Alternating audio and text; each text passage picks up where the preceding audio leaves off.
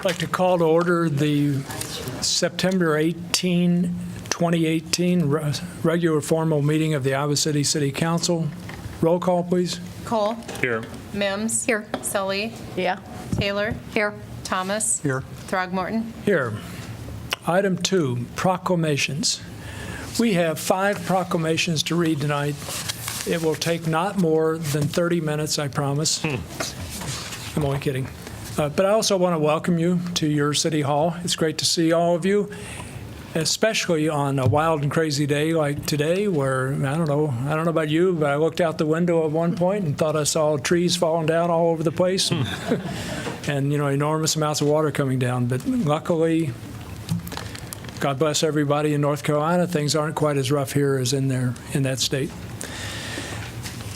Okay, so the first proclamation is National Suicide Prevention Awareness Month. Who did I ask to read that?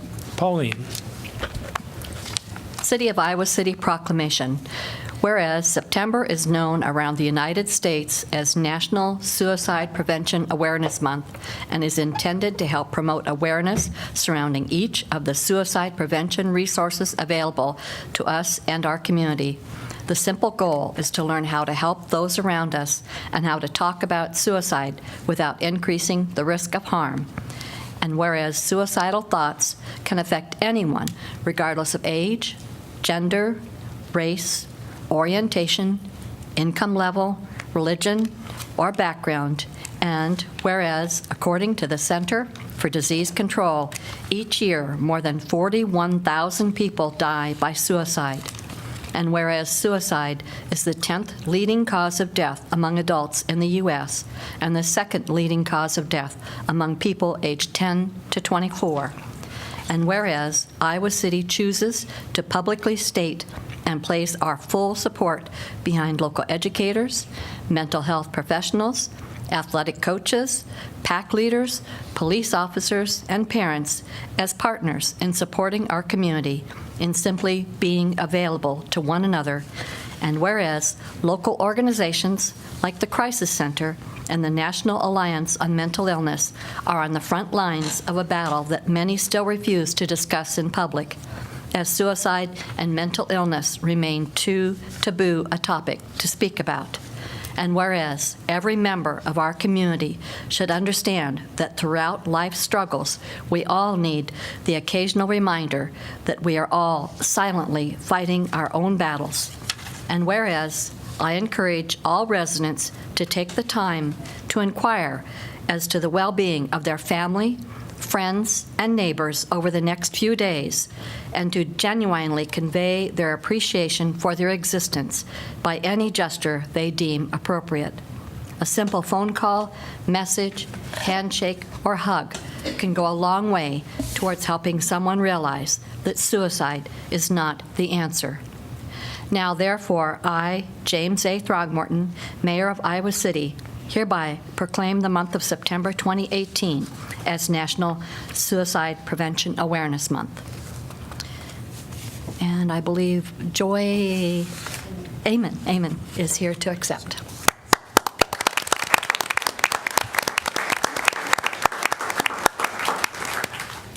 Thank you.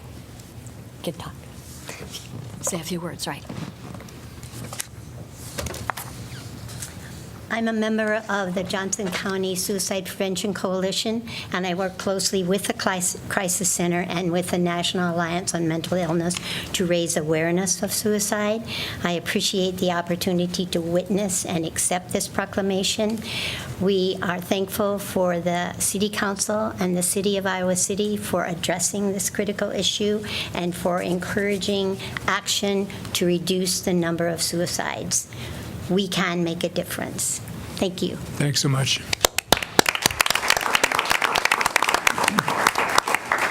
Okay, the next proclamation is Childhood Obesity Prevention Month. John? The City of Iowa City Proclamation. Whereas September is National Childhood Obesity Month, and the City of Iowa City recognizes the need to combat this preventable epidemic. And whereas nearly 30% of Iowa children ages 10 to 17 years of age are obese or overweight and impacted by this preventable condition. And whereas adults influence children, and the state of Iowa has the 4th highest adult obesity rate in the nation. And whereas childhood obesity contributes to lower academic performance, reduced self-esteem, school and workforce absenteeism, and major chronic health issues, including diabetes, hypertension, sleep and breathing problems, cancer and heart disease. And whereas the University of Iowa College of Public Health, Invest Health, and the Iowa Department of Public Health and other agencies and organizations whose missions are to combat childhood obesity have launched and implemented life-changing programs.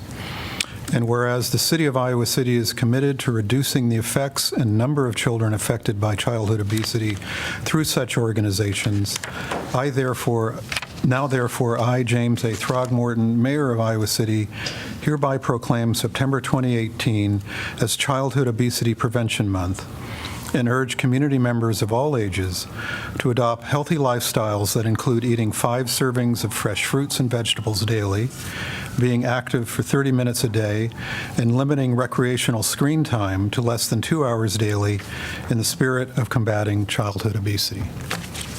And Vicki Mean, is she here to receive?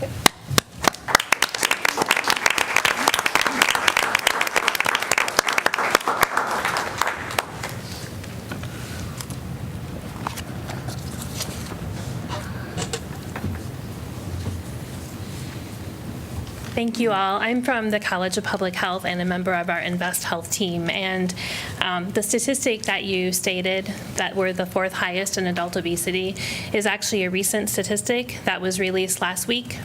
We were 12th in the nation, and so we're trending in the wrong direction. Our entire nation is trending in the wrong direction. But if we all make healthy choices, like drinking more water, eating more fruits and vegetables, and staying active throughout the day, we can turn those numbers around. So thank you for drawing attention to this incredibly important issue. Thank you, Victor.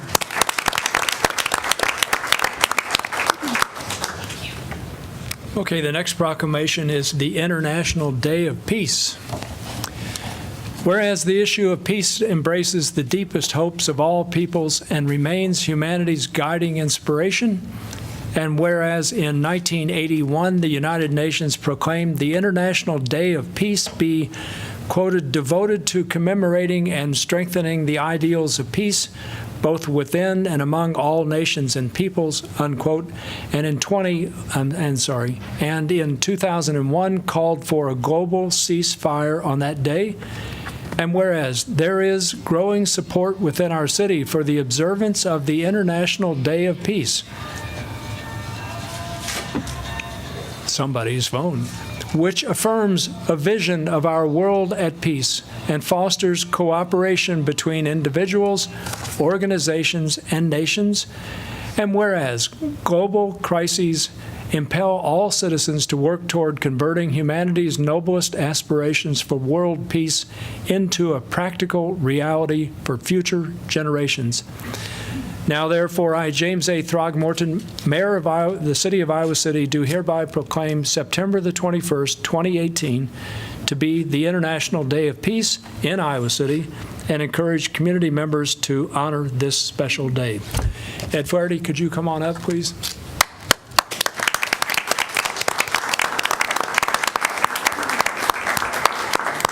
And John Christensen. Dr. Shane Meinherren.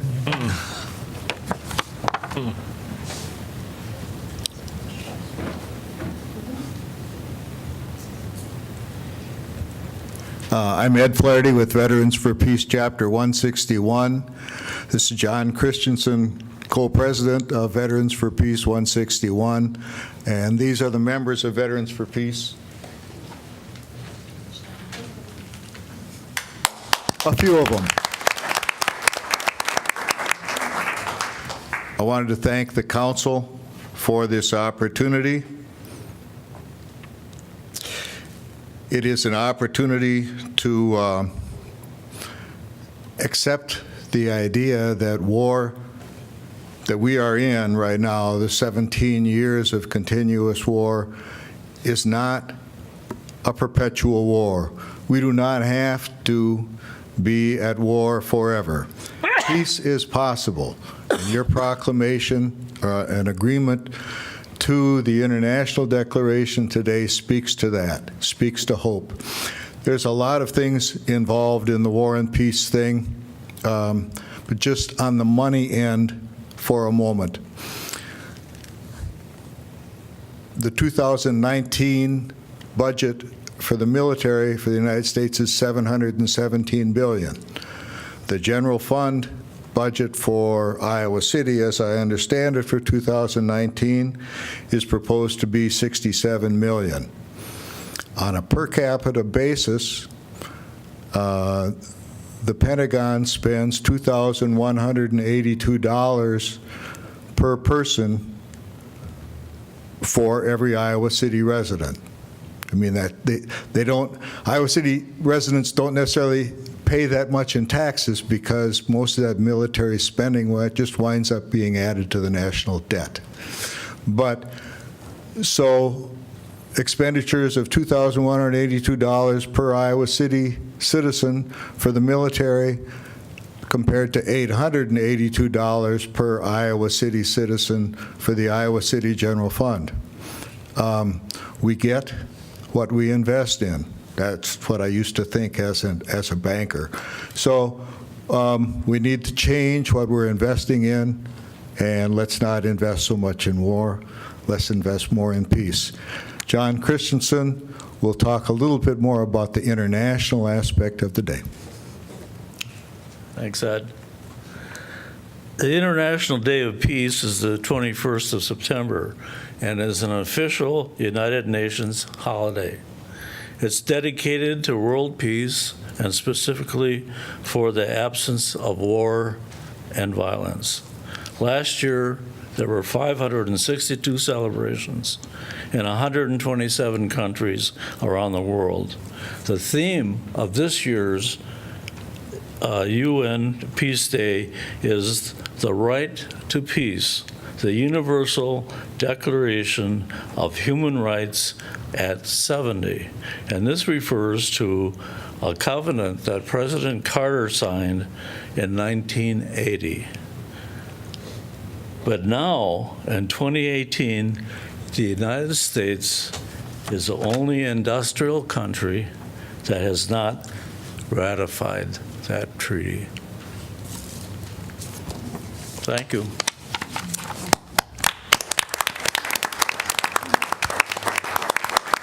Thanks, John and Ed. Okay, the next proclamation is National Hispanic Heritage Month. Rocky? City of Iowa City proclamation. Whereas people of Latino origin are the state of Iowa's largest racial or ethnic group, constituting 5.8% of the population, and whereas the Latino population of Johnson County in the city of Iowa City area is one of the largest in the state of Iowa.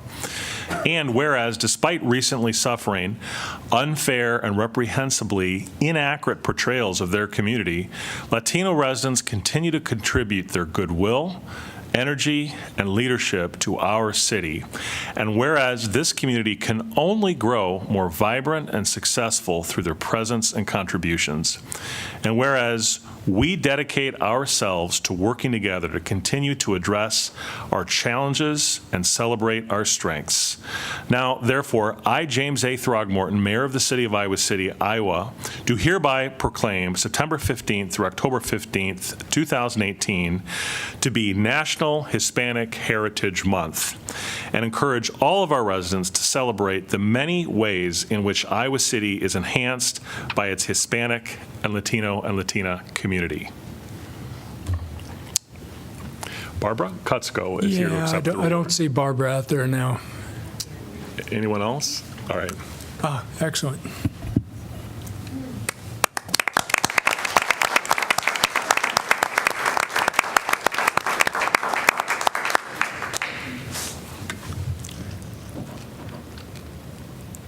Thank you very much. I'm Tawanti Peña, one of the Human Rights Commissioner for the city. I want to thank the City Council for this proclamation, especially in these times of some divisive rhetoric in the community. It's really good to see the commitment of our community to respect our heritage and our culture. Thank you very Great, much. thanks.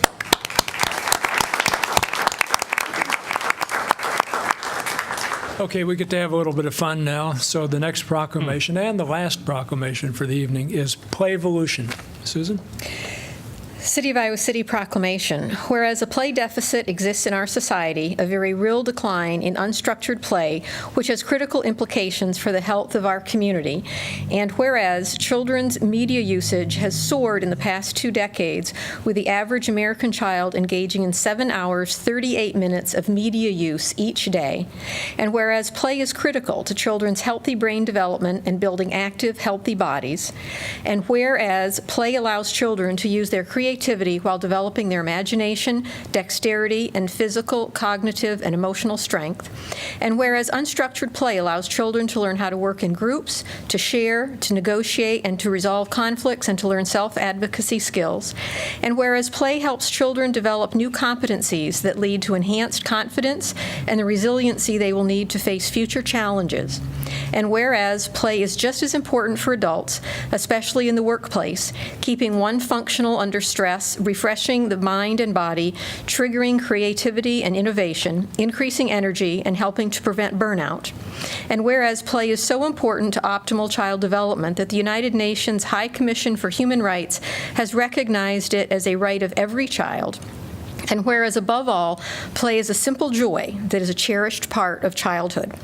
Now, therefore, I, on behalf of James A. Throgmorton, Mayor of Iowa City, do hereby proclaim September 10th through 30th, 2018, a time for Playvolution, and encourage all residents of all ages to support and promote the idea that unstructured, unplugged, unlimited play is a critical component of healthy development for community members of Iowa City. Jill Dodds.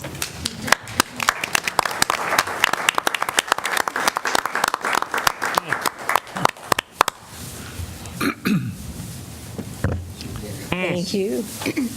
Okay. So on behalf of the Playvolution Committee, which you see all around you, thank you so much to Mayor Throgmorton and to the Iowa City Council members for your belief in the power of play and for declaring the month of September as Playvolution Month. This is our 4th year of having a Playvolution in the community, and our committee members, the people who are so devoted to making this happen, are Simple Abundance Childcare, 4Cs Community Childcare, Iowa City Public Library, Iowa City Parks and Rec, Coralville Library, Coralville Parks and Rec, and this year for the first time we have the North Liberty Library and Parks and Rec involved, and of course the Iowa Children's Museum, which I'm representing.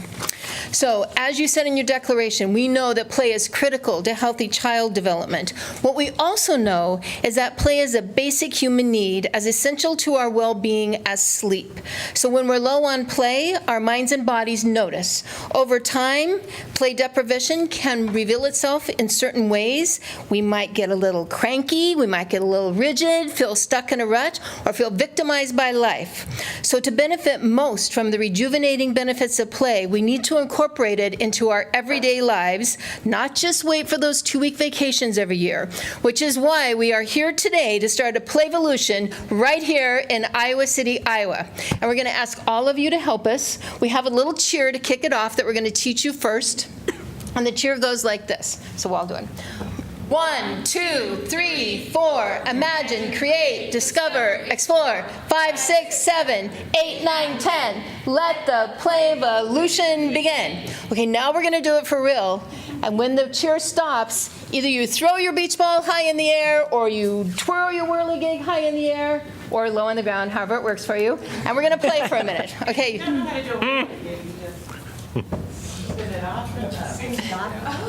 Oh, wow.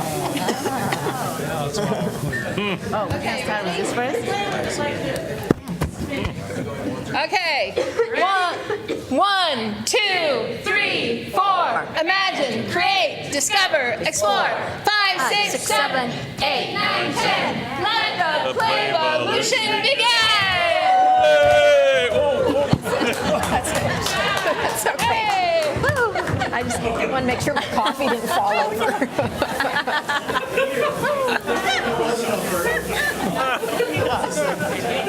Oh, 2 points. I've been going during the council meeting, how about? Order, order. Thank you. Gavel them down, gavel them down. Can you stay and we'll just do that? I don't know if they need their, Oh, that's how you do it. do you want your little flying thingies back too? Or do we get to keep them? Oh, that's cool. I don't know, ask Jill. Good stress reliever. We're sitting here to do this. As long as it's under 290, we're good to go, right? And furthermore, Yeah, I like it. Thank you. fidget things. We gotta go over to Coralville. Did we clap for that? I don't know if those Coralville council people can play quite as well. but- Yeah, exactly. We'll be seeing you soon, Joe. Cool.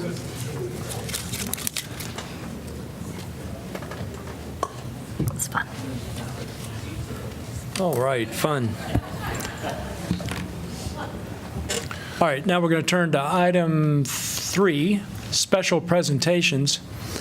Iowa Water Environment Association, Harris F. Seidel Education Award presentation. I think Bob Watson and Scott Weinerds are going to speak about this. Yes, I'm Bob Watson from Decorah, Scott Wienans from Waterloo.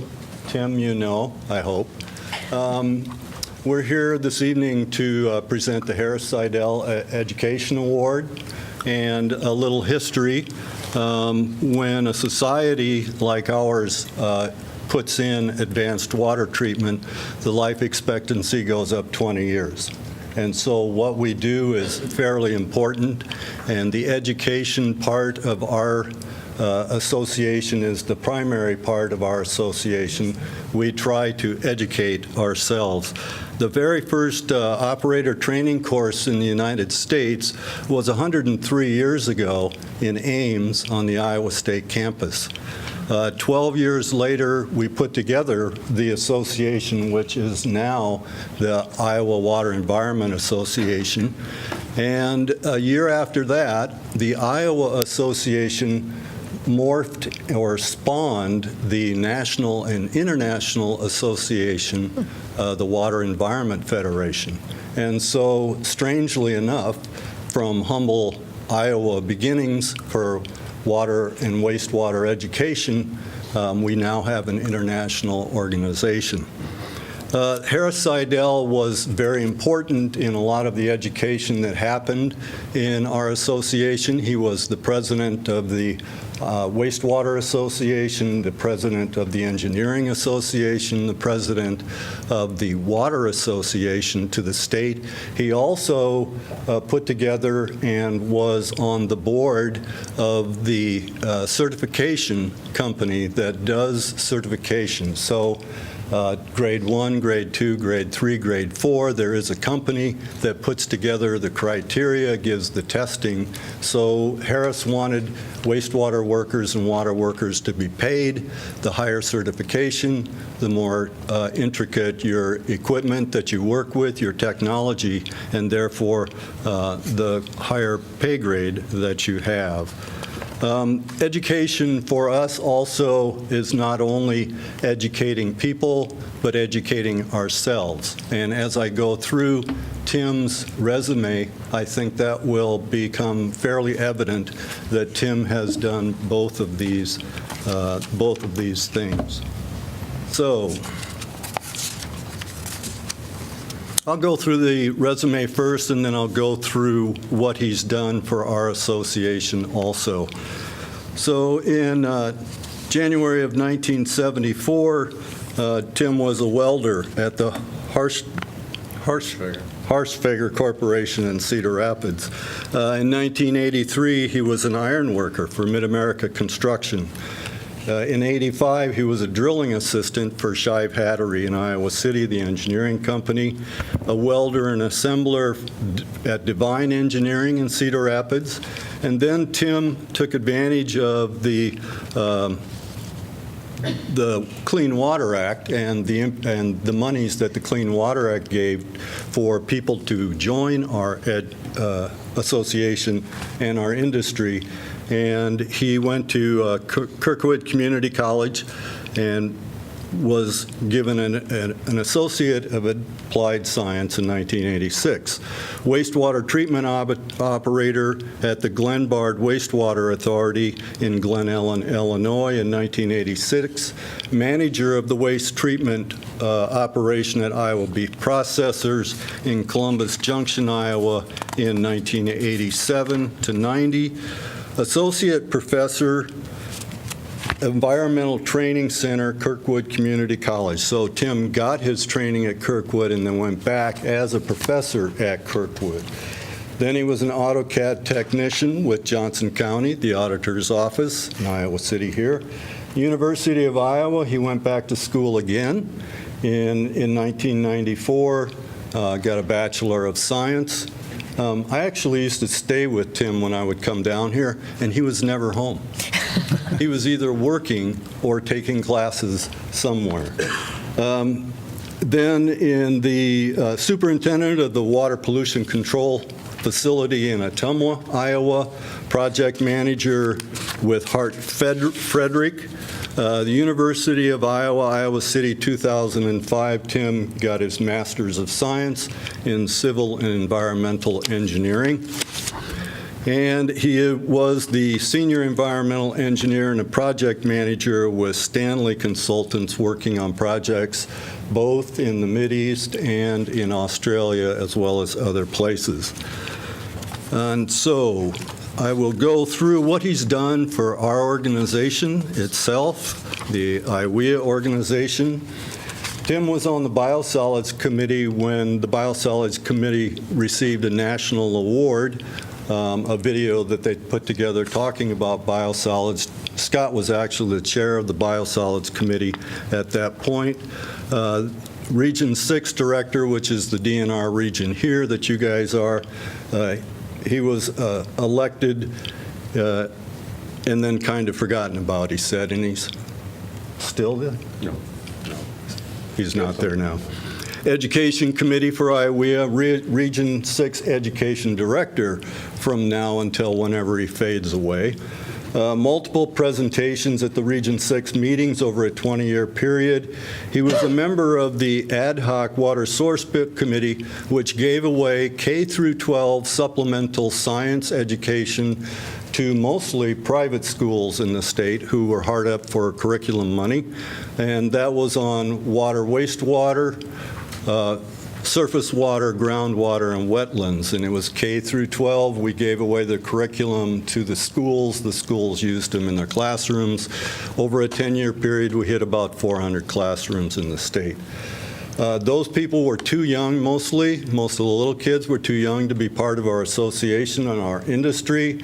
And so Tim was then a member of the ad hoc committee that put together the wastewater and water curriculum program at DMAC. And so the Kirkwood curriculum that Tim went through kind of fell by the wayside about 10 years ago, but we knew that we needed a curriculum, so we put together a committee, and we got DMAC, which now has a water and wastewater curriculum, so that we can train water and wastewater operators in the state.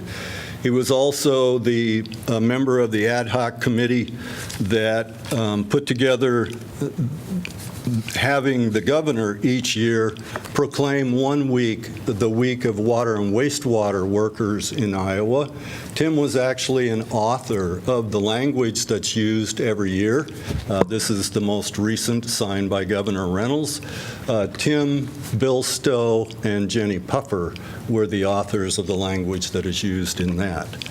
And he's also a member of IWEA's 5 S's, the 5 shovelers, and it's kind of the mucky muck brain trust of IWEA.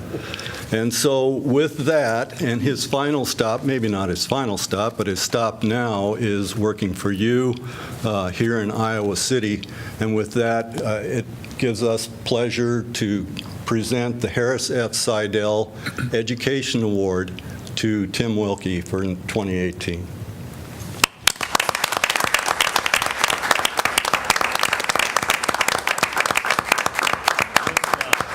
This award here says Iowa Water Environment Association presents a Harris F. Seidel Award to Timothy D. Wilkie for exemplary service in the field of water pollution control and environmental science through education, training, and motivation.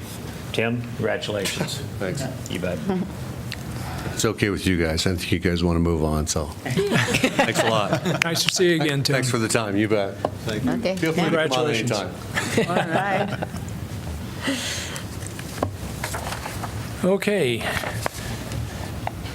Now we can move to items 4 through 9. Consider adoption of the consent calendar, items 4 through 9, as presented or amended. So moved. Second. Moved by Taylor, seconded by Mims. Discussion?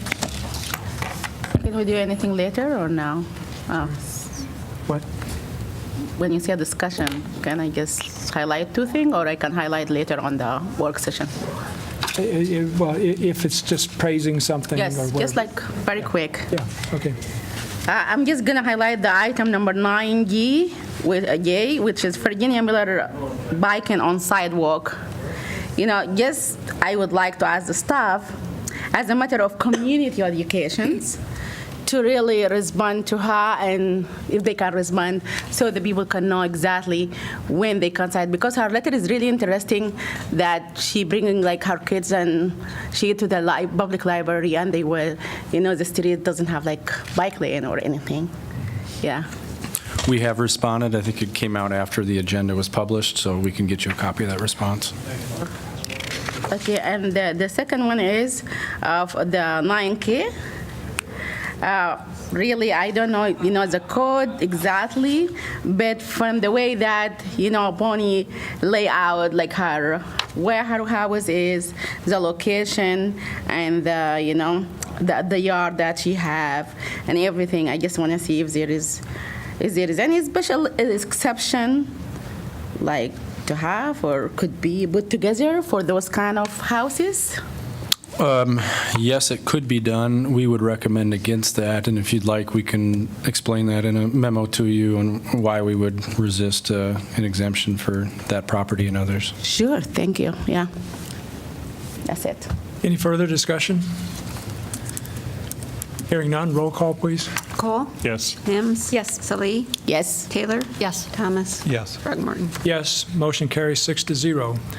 Item 10, community comment. This is for anybody can come up to the podium, speak to us about any topic that is not on the formal meeting agenda.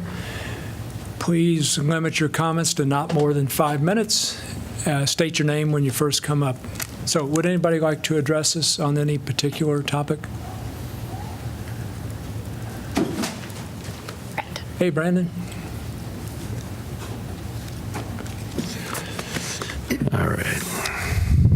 Hi, I'm Brandon Ross, and I had an interesting conversation with a gentleman yesterday, and it brings up a problem in Iowa City, which is economic, and a lot of it has to do with housing, which is expensive. Iowa City is a really expensive place to live.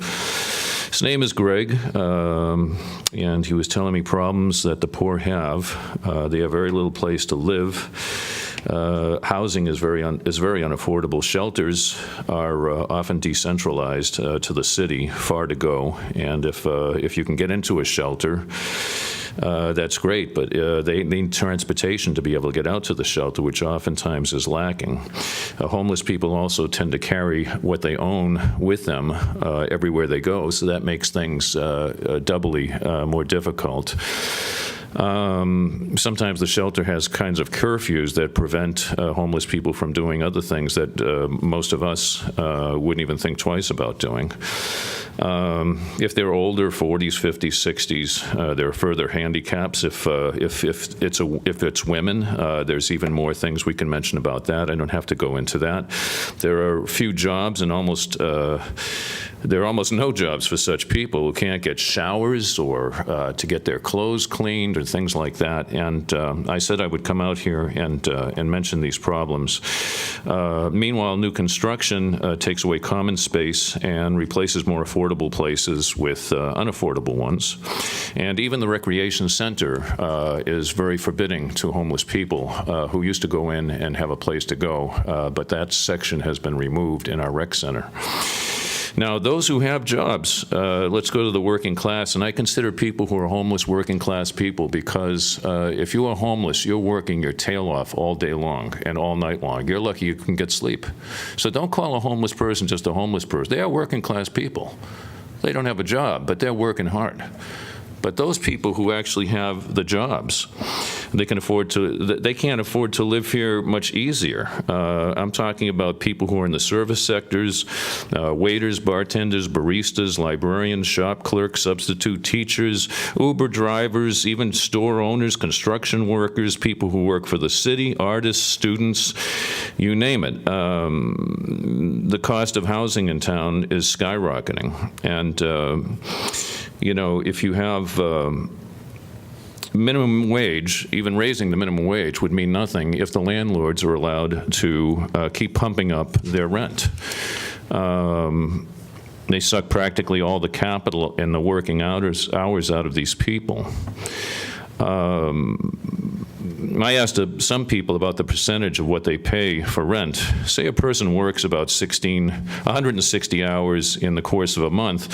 Very few people of those I mentioned spend less than 90 hours out of their 160 on rent. Okay?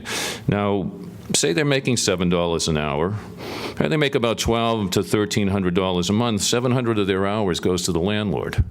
Now, what if the landlord owns 100 units? Not that unusual in Iowa City.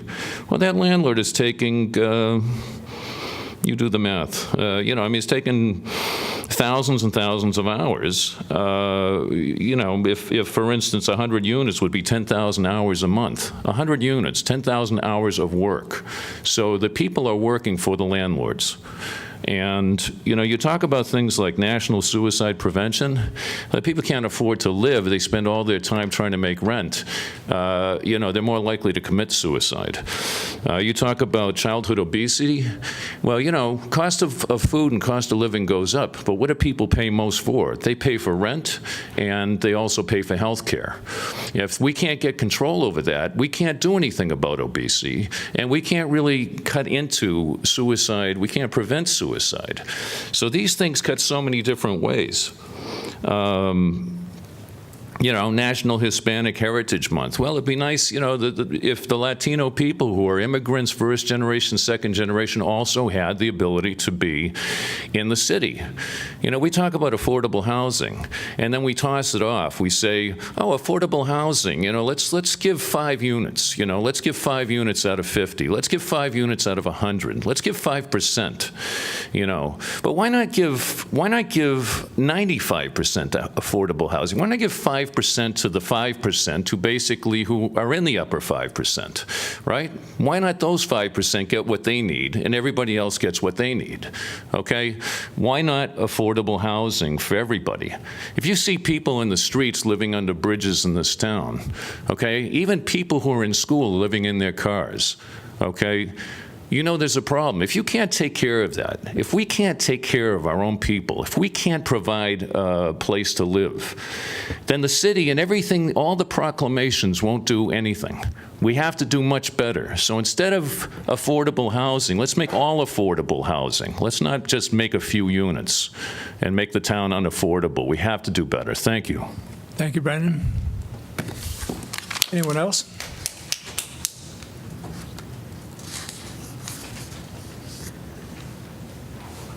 Good evening. Good evening. My name is Justin Ford. I sent a letter to the council in July and have not heard back. Do I just stick this sticker on here? Is that the idea, to make my life a little bit easier? Yep. I appreciate that.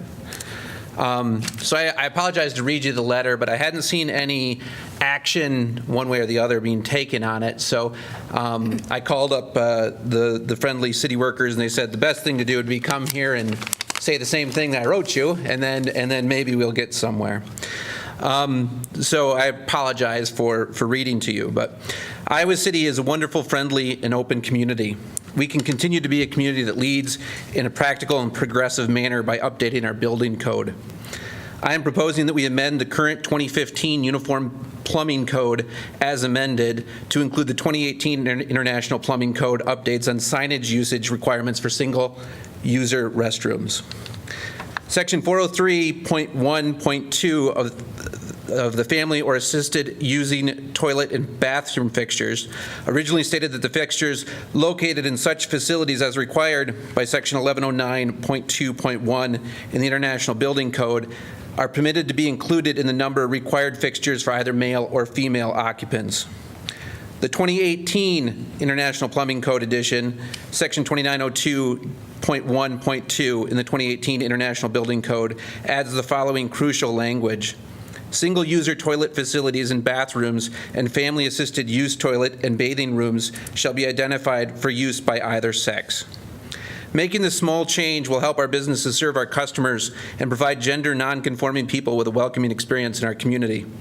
The cost of businesses will be very small, but the impact to anyone who's forced to hold it because of an arbitrary designation will be relieved by this progressive view of single-use restrooms. I think it's a pretty simple thing to do. I don't think it makes sense to move to the new 2018 code for all of plumbing code, but I think this isn't something that's going to be hard to comply with for most of our businesses. I understand some people have some really big ideas of what a city can do, and I understand that's challenging. I'm not asking for a really big thing for the city to do. I'm asking for a rather small thing to do so that we can welcome all of our citizens so that they can use our facilities and feel comfortable when they can, you know, when it's as simple as a single user bathroom. Being a male, that probably means I'm going to have to wait a couple more times than I usually do for the bathroom, but it's kind of silly to see a line of women waiting for a bathroom when they're single stall and you just walk into the male bathroom, right? So I think you've seen this in some other cities. I don't think it's going to be a big change or a difficult thing for our businesses to comply with. Thank you, Justin. Jeff, it'd be good to have somebody respond to Justin, directly to his, what he's proposing, and maybe somebody can get his contact information so we can actually do that. We'll have it if you wrote the council previously. We'll get you a response, and then we'll copy council on that as well. Yeah, I don't recall seeing the letter. I don't remember seeing it either. But, I mean, I would be interested, if we've got 4 council members, just to hear what staff's response is to that idea, because on the surface, it sounds very reasonable to me, but I'd be interested in hearing what staff. Yes. So it looks like we've got 4. so- I don't remember seeing it. We'll Get back to us. We'll about it. repost the original letter, and then we'll have a staff response. Thank you. All right, Mary Ann. Hi, I'm Mary Ann Dennis. I'm the Executive Director of the Housing Fellowship. I'll be up here later for another matter, but Mr. Ross brought up some interesting points. But I also just want to congratulate the City of Iowa City, because recently at the Iowa Housing Conference, you all won the Innovation Award from the IFA, the Iowa Finance Authority, for your 15-point affordable housing plan. And I just want to say thank you. There's a new state coalition, the Iowa Housing Partnership, that has received the plan and is actually using that plan to actually help devise a statewide plan, because as far as I know, this is the only community that's really, really working on what we're trying to do here. So I just want to say congratulations and thank you for what you do. Thank you, Mary Ann. Thank you. Anyone else? Okay, seeing no one, we'll turn to item 11, planning and zoning matters. Item 11A, zoning code amendment related to required retail storefronts in the Riverfront Crossings District. This is an ordinance amending Title 14, zoning related to required retail storefronts in the Riverfront Crossings Central Crossings Subdistrict. This is second consideration, but staff has requested expedited action. I move that the rule requiring the ordinances must be considered and voted on for passage at 2 council meetings prior to the meeting at which it is to be finally passed be suspended, and that the second consideration vote be waived and the ordinance be voted on for final passage at this time. Second. Moved by Mims, seconded by Taylor. Discussion. This doesn't seem to be a controversial topic, so I'm completely comfortable in condensing the readings. Any further discussion? Hearing none, roll call, please. Cole? Yes. Mims? Yes. Salee? Yes. Taylor? Yes. Thomas? Yes. Morton? Yes, motion carries 6-0. Move final consideration at this time. Second. Moved by Mims, seconded by Thomas. Discussion. Hearing none, roll call, please. Mims? Yes. Salee? Yes. Taylor? Yes. Thomas? Yes. Throgmorton? Yes? Yes. Motion carries 6-0. Item 12, Public Works Facility Phase 1. This is a resolution approving plans, specifications, form of agreement, and estimate of cost for the construction of the Public Works Facility Phase 1 project, establishing amount of bid security to accompany each bid, directing city clerk to post notice to bidders, and fixing time and place for receipt of bids. I'm going to open a public hearing.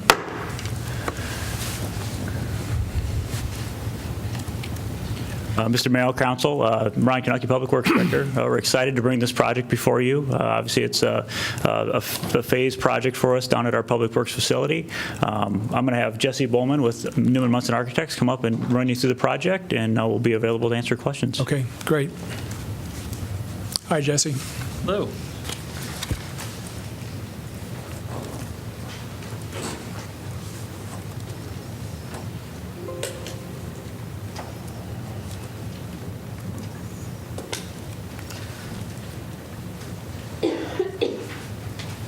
All right. Good evening, council members. I'm just going to run you through a little bit about the master plan because a few of you may not have been here when we did this back in 2015, just to give you a little background. And then we'll kind of go through phase 1 of the project, all right? When we started this project, we actually looked at several locations throughout the district, and we narrowed in on the Napoleon site, which is identified by the blue dot here. Looking at that dot in relationship to the growth of your city, most of the existing public facilities, public works facilities, were built in the 1960s and had been in operation for 60+ years. And in that time, the city actually grew by 60% as well. So we were kind of looking at that growth and where that's happening, and most of that was happening in the southern part of the city. So it made sense to locate a consolidated site onto that location. I'm having an update issue, maybe? All right, looks like it's working. All right. The locations, excuse me, look like the locations of all the facilities. We have the landfill. Big Ten Rental is a location that we're renting. Fairgrounds, Napoleon, Riverside, Gilbert, Fire, and Police downtown, and then the Waterworks are all the locations that you have existing facilities currently. Given that information, we did a study and we realized that there was about $300,000 in savings that could be acquired by locating everything to the Napoleon site and eliminating the Big Ten Rental, Fairgrounds, Riverside, and Gilbert Court locations. This puts equipment, storage of landfill, refuse, vehicles, solid waste, streets, traffic, transit, water, and a storage building on that location. We also understood the issue with design and the fact that we were sitting between a Ball Diamond and Terry Trueblood, and Rick looked deeply at the South District to figure out how to best design this building to create a new connection on the east side of the site. We developed several master plans, options, and this is the plan that actually rose to the top of the heap, so to speak, during that time. This plan shows phase 1 being a shop and vehicle storage, a wash bay. Phase 2 would be solid waste and additional office and admin building and removal of an existing admin building. And then later phases 3 and 4 being transit and maintenance moving over onto the site. Just to give you an idea of scale, this is Kinnick Stadium superimposed on top of that plan. These buildings are very large. They take up a lot of square footage. And those we want to really break down that scale and think about how that actually relates to the site. So that gives you a little bit of background on the master plan. Is there any questions? All right. I'll move into phase one. The team comprised of the streets, traffic, refuse, transportation, maintenance departments, and these represented the end user and admin staff. So we worked with everyone that was going to have a vested interest on the site. Newman Munson was the architects. MDG was our maintenance design group, our maintenance facility consultant. Snyder Associate was the civil engineer. Genus was a landscape, Ricker Rhodes, and Modus and CY wrapping up our other consultants. So we had a very large team of people really pushing to get the best value for the project. Phase one will eliminate the Big Ten rental storage location. It will also eliminate the rental from the fairgrounds, and we will repurpose the Gilbert Court location for solid waste. The phasing that we walked through is outlined here. We reviewed the master plan, went back over it with all the departments, went through schematic design, had a kickoff meeting, and we have many meetings throughout, highlighted in orange at the top, user groups, round robins, reviews. And at the bottom, you can see we had multiple estimates throughout the phase. During that process, our first estimate came in a little higher than what we had hoped for, and we talked a lot about where we were going and that we would move forward into a subsequent phase to see if we could bring it down, as the data at that time was a little unclear.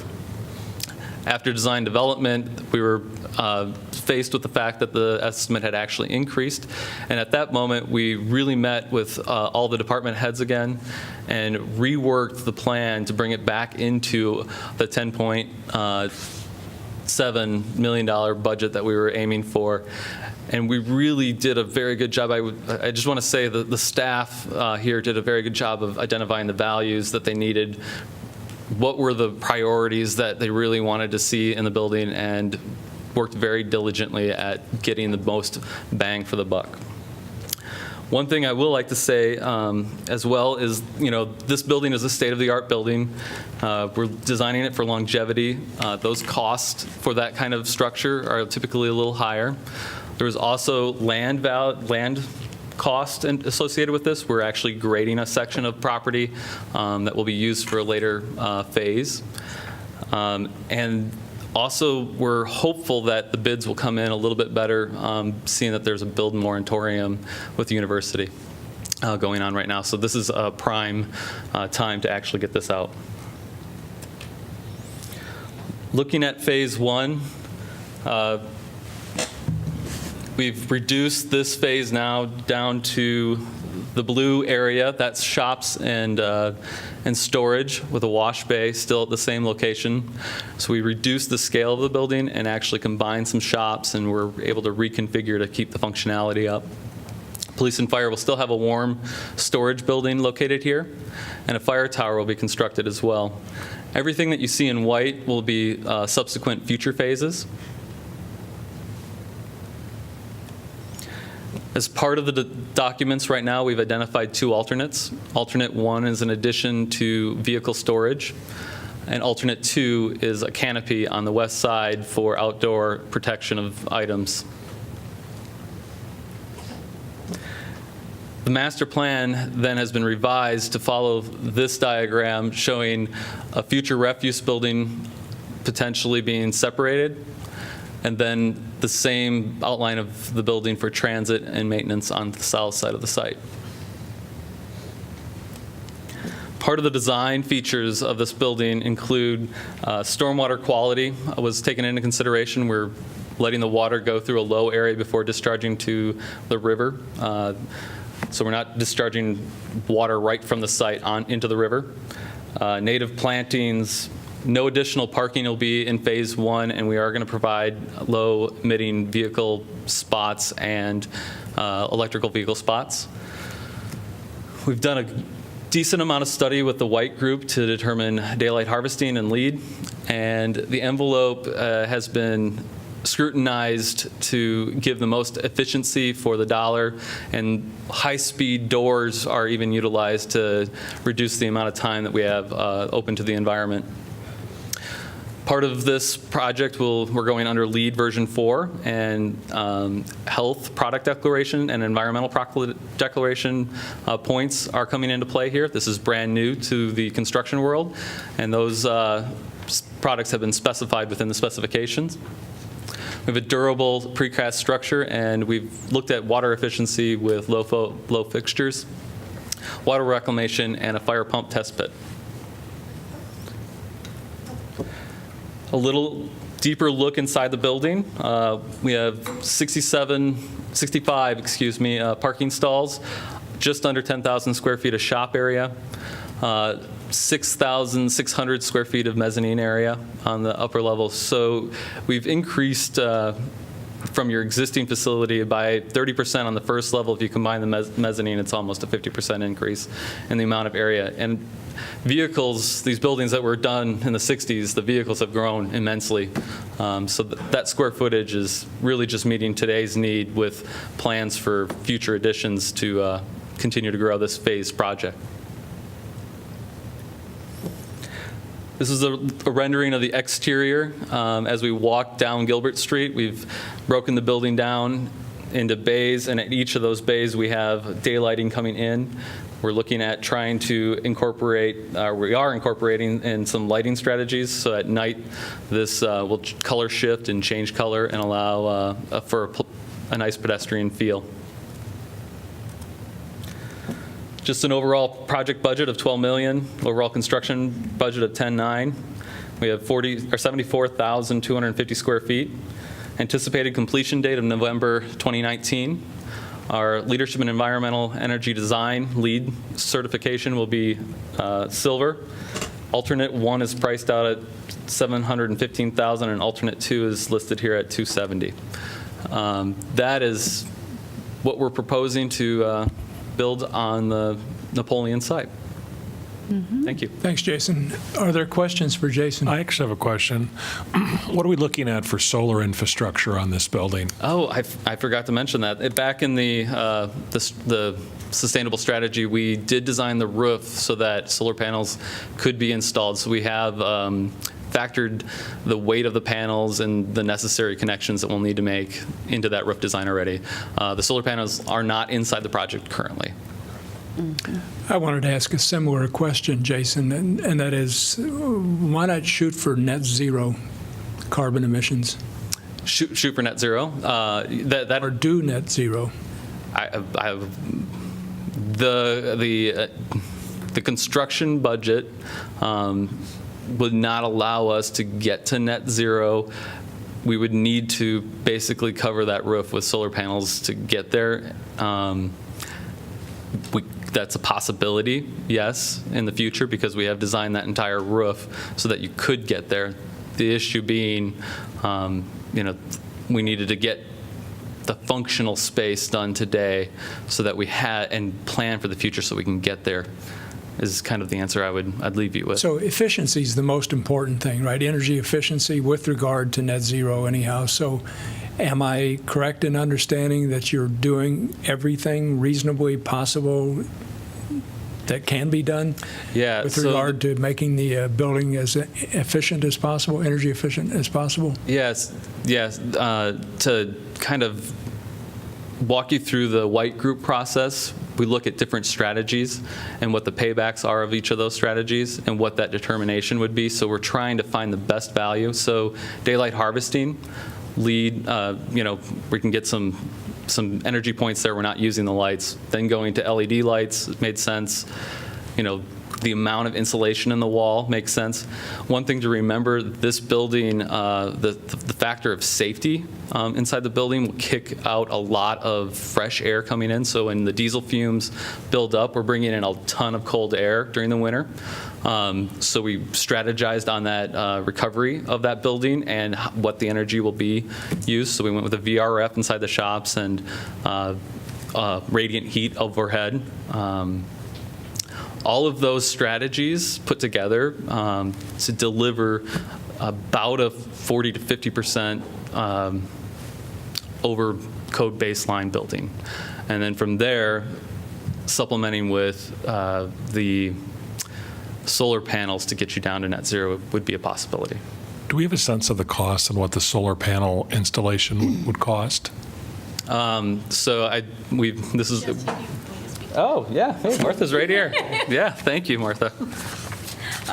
Yeah, I've spent several hours today evaluating this very question, anticipating someone would ask. So we had shrunk the building from 90,000 square feet to 60,000, well, 74,000 something square feet. And the energy model, we just got preliminary updated numbers today. So I went back and estimated what it would be to provide enough solar to offset 10 to 15% of the total load based on the previous building size, because I didn't have the new data. So bear this in mind. So to offset 10 to 15% of the load of the previous building size looks like it could be as low as 50 and up to 75,000. First cost for installed cost. Solar costs, installation costs have been shifting dramatically and rapidly, so I would never want, that's as close as I want to get, is 50 to 75 for that. And so if you take that as 10 to 15% and multiply that, of course, by a factor of 10, then you're at somewhere in the $750,000 range to offset 100% of the use of the building.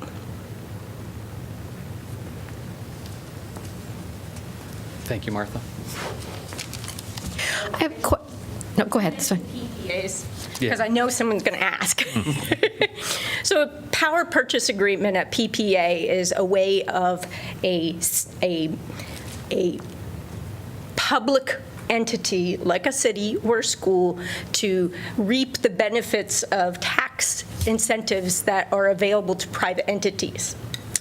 I spoke with a solar installer today who said, well, once you pay for lawyers' fees, financing fees, try to find someone who's willing to finance the project and go through that whole process. He said, you've almost zeroed out the benefit of those tax incentives you're trying to pass through.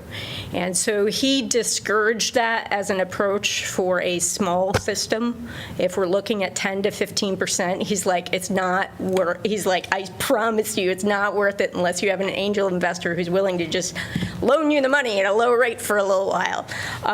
But if we're talking about closer to a megawatt of power, then it might be worth considering. But if we're just looking at a small percentage, he strongly discouraged it. Jesse, what's the design life of the building?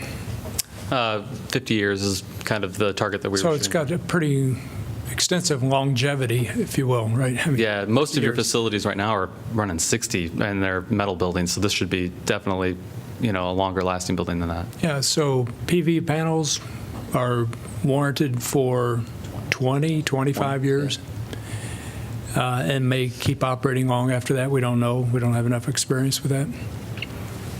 What did we, I'm sorry. Sorry. So in a sense, I know its front-end cost is reasonably high. I think probably this is one of the sites that our solar feasibility studies looked at. But on the surface, it looks to me like we should go for net zero because of the longevity of the building and because those panels would generate power for 25 or more years at no cost while they're generating the power. I'm not asking you to make a decision here, but I'm just observing. Susan, do you want to say something? What did we give up in going from the 90,000 to the 74,000 square feet? That's a pretty big drop. Yeah, so in the original 90,000, we had planned for 2035 with the amount of vehicle information that we had at the time. So we basically gave up our future expansion of vehicles in that area for the growth factor, if you will. So that addition or alternate would get you back to that. We didn't predict anything out beyond 2035. It's pretty dicey to even predict to 2035. So is alternate one that? Yes. Okay. And then we also gave up some square footage in the shops, but again, we were able to combine some shops and work within the departments to really capitalize and minimize that impact. Is it designed such that even if we can't get alternate one in now, that we can get that expansion later on with the way it's currently designed? That's correct. So we would recommend that at that next phase, you would build alternate 1 and the office addition. Okay. Okay, thank you. Other questions for Jesse? I have another question. Sure. Can you show us the Gilbert Street side, the rendering of the Gilbert Street side? So that appears to be like 30 feet high or something like that? Yeah. Yeah, so that's a pretty big barrier for one elongated building. So I kind of worry about that as what one sees as one's going down the road. So I'm thinking there's a possibility of having some artwork somehow connected to this side of the building. That's all. I just want to get that idea out there and to make it much more appealing to people who drive along Gilbert or walk along Gilbert like these folks are doing in the rendering. Yeah. Yeah, the one thing that did change from the original master plan is we actually pulled the building another 50 feet off of Gilbert. So we've created a more space between the sidewalk and the building itself, which would allow for future installation of artwork, other South District planned amenities that were identified in that South District plan in 2014 or 15. I can't remember when that was published. So. Yeah. Okay. Any other questions for Jesse? Hearing none, thanks. Thank you. Would anybody else like to address this topic? But one more asterisk on the net zero. Since you show enthusiasm towards that, I want to clarify something, because even though I'm raw for that, you need to be eyes wide open. So about half of if you convert therms of gas, which is being used for the heating in this building, and kilowatts of electricity to a common BTUs, then half of the building use is provided by gas and half by electricity. So if you take that total BTUs and convert that to how much solar you would need, then that's what I'm talking about when I'm talking about net zero. The actual greenhouse gas potential of burning natural gas is much more complicated than that calculation. So if that's actually the claim you want to make, more study would need to be required to make that a legitimate, authentic claim. So big asterisk. No footnotes? Okay, anybody else want to address this topic? Seeing no one else, I'm going to close the public hearing. Move the resolution. Second. Moved by Mem, seconded by Thomas. Discussion. I would like to jump in on this question of, well, first of all, it's a terrific project. I really like the initial design. Something like this doesn't happen. This has been years in the making with careful planning by multiple entities, multiple folks. And normally I don't like to get into the minutia of something as complicated as a municipal public works building. Our primary goal is so we can serve the city of Iowa City and you know, at the minimum of the taxpayer expense. But I think we're making a huge mistake by not making a serious commitment to a net zero facility, even with the asterisks, and put that solar infrastructure on the front end. I mean, we're living through right now 95-degree days, and is this building alone going to affect that? Of course it's not. But I think we have to, if we're really serious about our climate change program, and we don't do it on a brand new building with all the infrastructure in place, you know, and there are financial issues too, but that will pay itself back over time. We really need to. I don't think we're serious about our climate change program if we're not showing the private sector what the public sector can do. 750,000, the estimate. I know that that's a big number, but I'm hoping. Obviously, I'm supportive of this project, that we can amend that. Whether we need further study in terms of a council work session, I'm fine with that. But I really think we need to evaluate that, because if we can't do it on this building, what building can we do it on? I want to follow up on that, if you don't mind, just because it's directly related to what you said.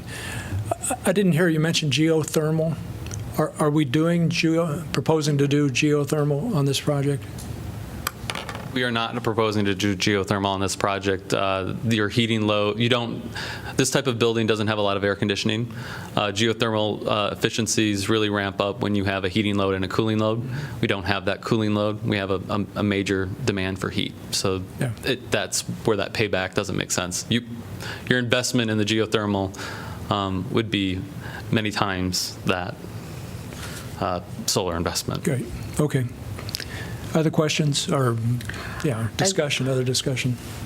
Yeah, even though I wasn't here when this planned or moved, I guess since this was a very good move from the council members and the staff by doing this, I guess would like to highlight the importance of, improving the workplace condition for our employees, because I think when we have good workplace conditions, that means employees are safety and most likely they will do a good job. And also, even though there is concern about net zero and everything, but I think also that it was a good move that you have the solar plant and you're doing a lot to improve the environment, which is great. I want to thank all the people who put effort and work on this, and this is a great job. Thanks. Some of the existing facilities are pretty miserable places to work, I think, and so this is a great replacement for those. I remember when we took a tour, there was one of the departments had coffee cans on some of the desks, and they had to really protect their computer equipment because the roof was leaking. So, I see this as a really a great move on our part in consolidating the facilities, and that Riverside Drive location has long outlived its expected life, and so I think the working conditions will be better. And it is a great design. And speaking of the longevity, the 50 years, I think Rockne makes a good point that we do need to set a good example. I think we should really look into doing some more. There are some sustainable features in it, but I think we need to look at some more of that. But I'm also very excited to see the fire training. You didn't emphasize that enough, but I'm looking forward to that because that's a long needed since we lost the one we had many years ago. Any other discussion?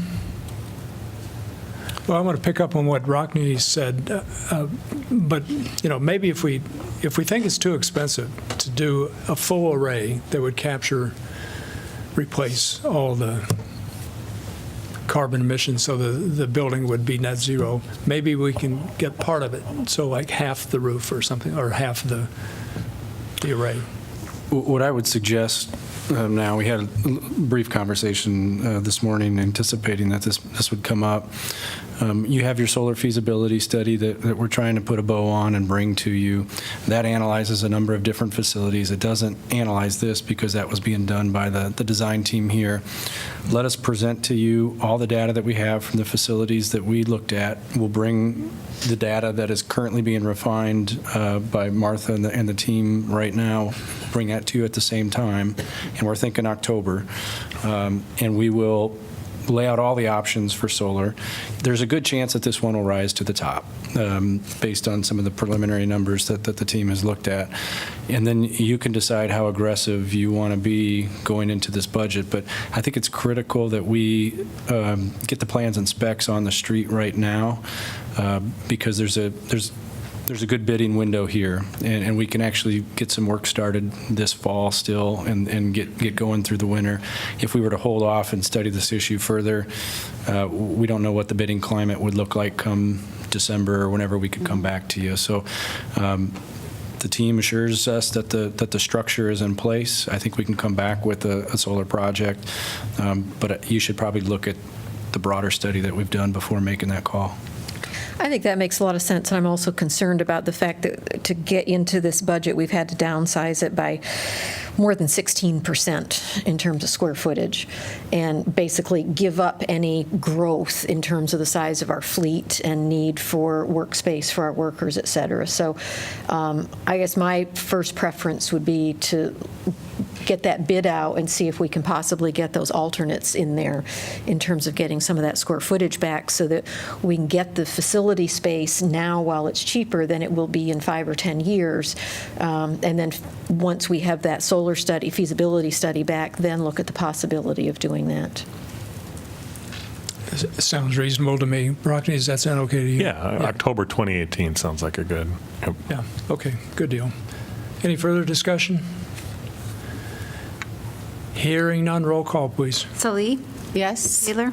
Yes. Thomas. Yes. Throgmorton. Yes. Cole. Yes. Mims. Yes. Motion carries 6-0. Item 13, rental permit cap amendment.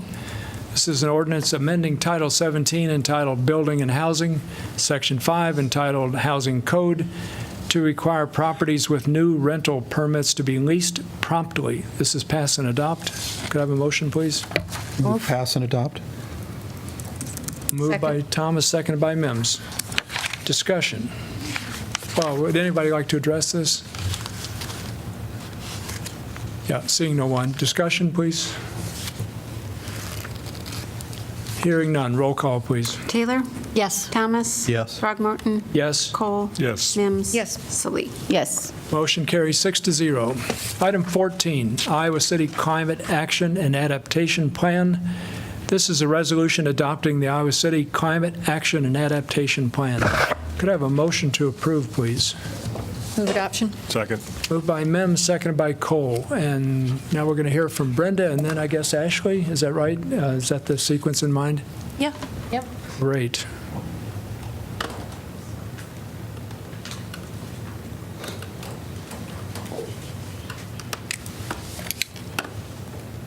I'm Brenda Nations, Sustainability Coordinator, and I'm trying to get this open here.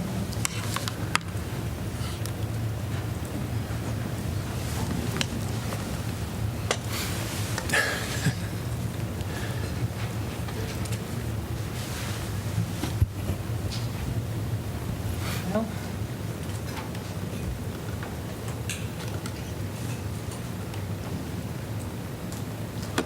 Is there some way we can reduce the light on that image so that people could actually read it? Be good. Great, thank you. Hi, so I am very happy to be here. As you know, we've been working long on this, and so what I'm going to do tonight is just give a brief overview and then talk about the next steps. So tonight, I'm going to talk about, just go over quickly the plan development. As you know, it was our task to come up with a plan to, I guess you can't see that, a plan to reach the targets that you set earlier to reduce our greenhouse gas emissions. And so as a result of that, we have the plan that we're presenting to you tonight. We have, as a result of that, we convened the steering committee, and many steering committee members are here tonight. If you could please stand up.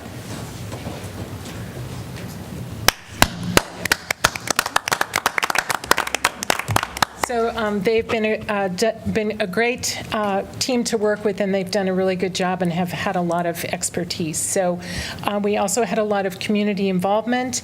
The consultant used a lot of calculations, and so what our plan has to do with is real data, both in the calculations from what Iowa City emissions are, and we also use best practices from the Covenant of Mayors, which we're members of, STAR communities, and looked at other cities. So we started with our emissions greenhouse gas inventory, you can see up here.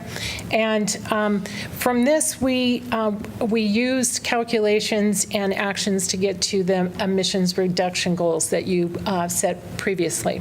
So you can see over here that 42% of our emissions, the most current year that we have in the plan is 2015, 42% is electricity and 26% is natural gas. So our built environment is our main user of fossil fuels. 15% is coal from the University of Iowa power plant, and 15% is also fossil fuels used in transportation within our city limits.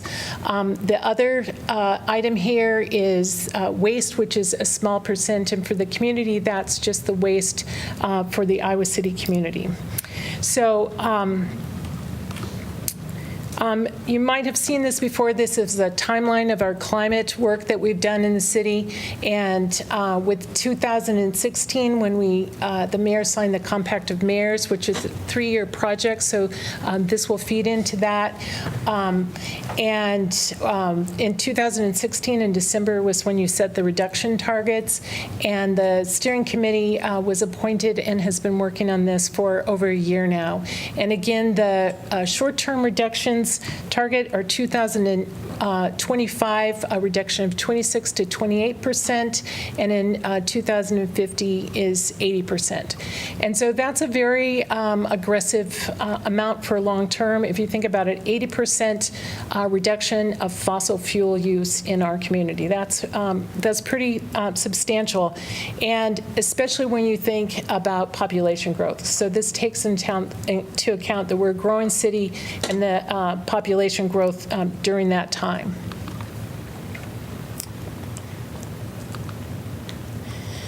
So in the planning process, our steering committee actually met more than 9 times, but we met regularly. We had 2 community meetings that were standing room only. A lot of turnout for that, a lot of public input. We had stakeholder interviews with internal and external members of the community and city staff, and we had a survey to get community input that's also in the plan, and we got over 100 respondents. And if you look at some of those questions, you can see that we have a very committed community for climate action, and a lot of them think about climate change every day. So the majority of people in Iowa City do, which is pretty amazing. Sorry about this. So what we are bringing to you tonight is our finalized plans. You've seen a draft plan of this. We're feeling like it is final now. It's been, we've gone over it. We have 35 actions in this plan, out of in 5 different categories. And I'm going to go over those really briefly. I'm not going to talk about them in real detail, but I'm just going to briefly cover those 5 categories.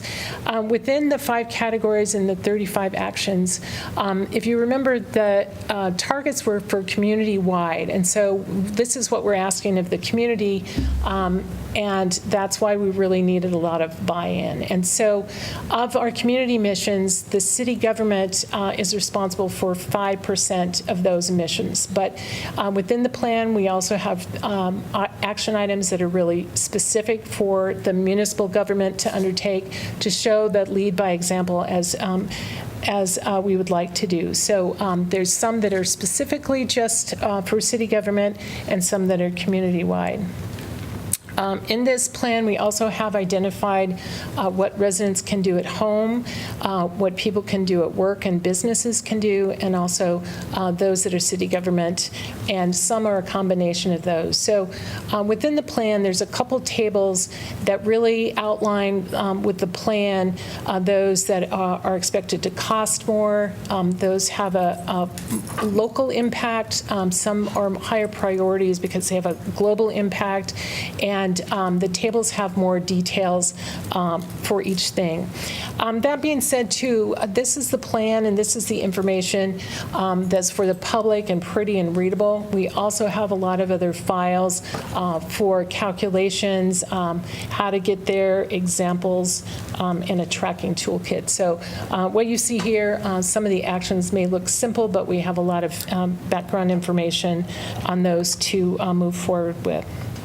So the 5 categories, building is the one that we talked about the most, with having the electricity and the natural gas. So that's going to be a big category. Within this category, things like increased energy efficiency in homes and businesses, but also taking into account new buildings and new building codes. And so that's going to be an important part moving forward, and maybe one of the most important parts. Transportation is also a big factor in our emissions currently. So the actions within this category are things like increase our mass transit system, embrace and increase electric vehicles and get ready for that. You've heard about some of that tonight already.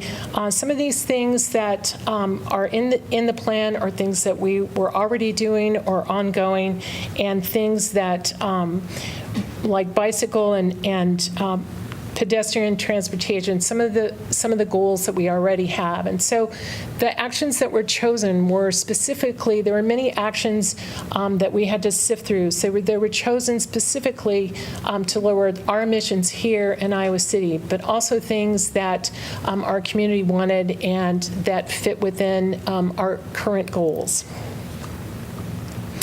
You can see here also we have reduced city vehicle emissions footprint, and so that's working on our own fleet. So within each action, there's a specific action for the municipality as well. So for waste, waste is an interesting action for, you remember it was only 2% of the community emissions, but for the municipal operations, it's like over half. It's like 54%. And the reason for that is that we own and operate the landfill, and we're responsible for the emissions for that. And so we have the waste of the entire county. And so we have the opportunity to do something about the emissions that we're burning and flaring currently. But it is a really complex issue, and if it was easy or inexpensive, we would have done it already. So we've been looking into that for years, and as you know, that's a very big project and requires study and feasibility, as with the emissions from our wastewater operations. And so because we operate a wastewater treatment plant, there's emissions from that, and also it uses, it's our #1 user of electricity.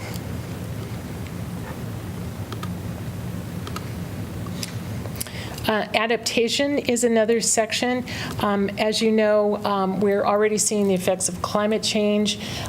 With this study, we also refer to the study that we have done previously on climate projections for Iowa City. That was data-driven. We worked with climatologists, and what we found in that study is that we're going to see, and we're seeing historically, more precipitation and more heat. And so looking at that and preparing for that was an important aspect of this. And so also, I should note that within this category, it was really important to note that this is one of the areas that we were thinking about looking at equity. We tried to include equity within our main plan and with each of these sections, but adaptation was something we felt was important to help people in emergencies or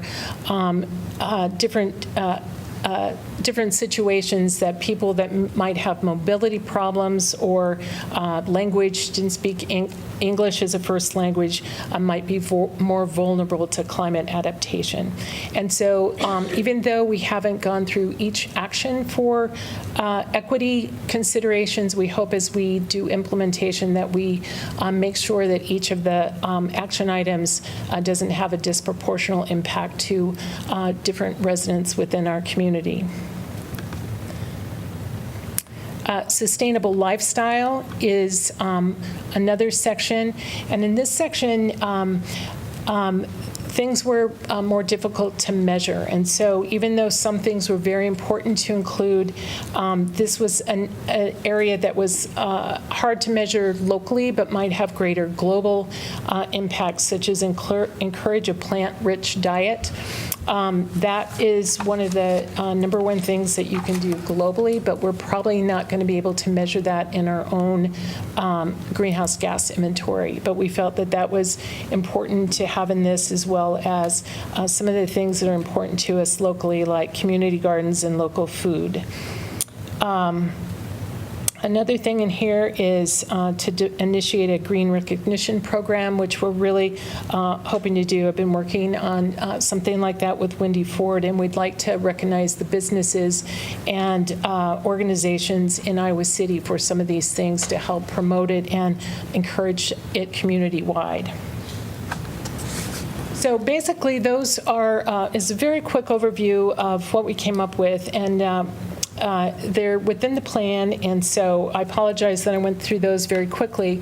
But the goal for the plan was to come up with actions that could reduce our short-term emissions goals and our long-term emission goals. And so these actions that we have put in the plan are aimed to do that, exactly that. And if we implement it, that's what we're going to get to. So the implementation part, as you probably are aware, is the most important part. The plan is a really good first step. It gives us the framework. It's given us the information and background to implement these actions to get there in our community.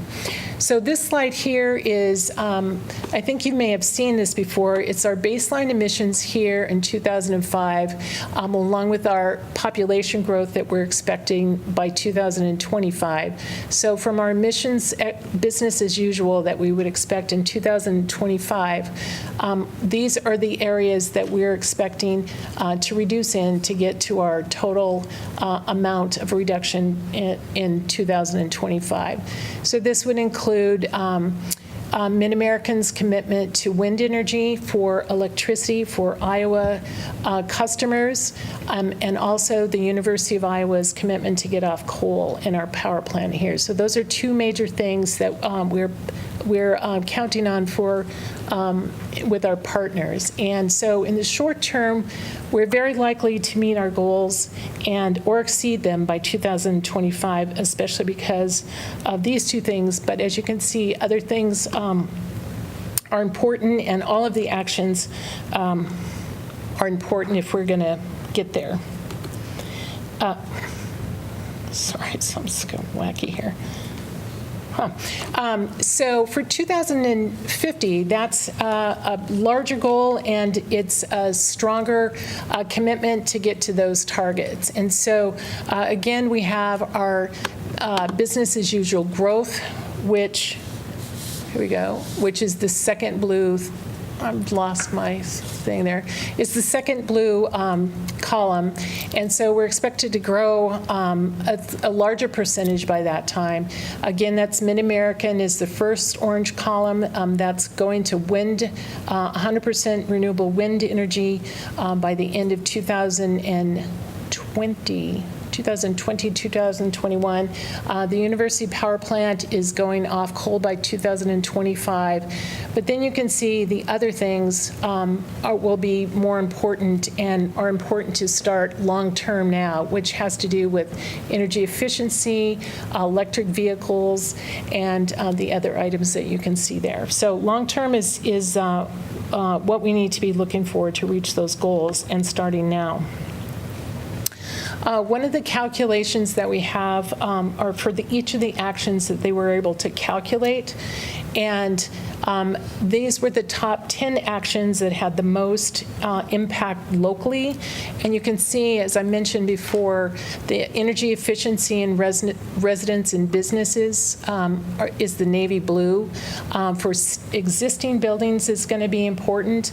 Energy efficiency, and also remember getting off of that natural gas that right now there's not a lot of technologies for that, but ground source heat pumps or geothermal, like we have in some of our buildings that use only electricity, is one way. Also, air source heat pumps, which is a newer technology that is not very common in Iowa right now, is something that we can look into. So natural gas is going to be one of the big things, and also vehicle fuels. So electric vehicles and preparing for that, and alternative vehicles is important, as well as energy efficient new buildings. And so buildings that aren't even built yet, and the codes, not just the codes, but also the inspections and making sure those buildings are built to new energy efficient codes is going to be extremely important. So next steps. So this is probably the most important thing tonight. We recommend that the plan is adopted, and that the reason for that is that it's for our STAR membership and for the Compact of Mayors.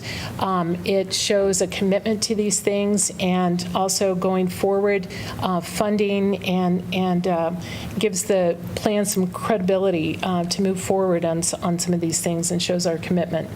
The other thing is, now that we have this done, the tracking of it is going to be very important, and to update the council with progress on a regular basis is going to be really important. We have a tracking sheet for all of the actions, and of course, we do our greenhouse gas inventory, which will be the real key to show our progress.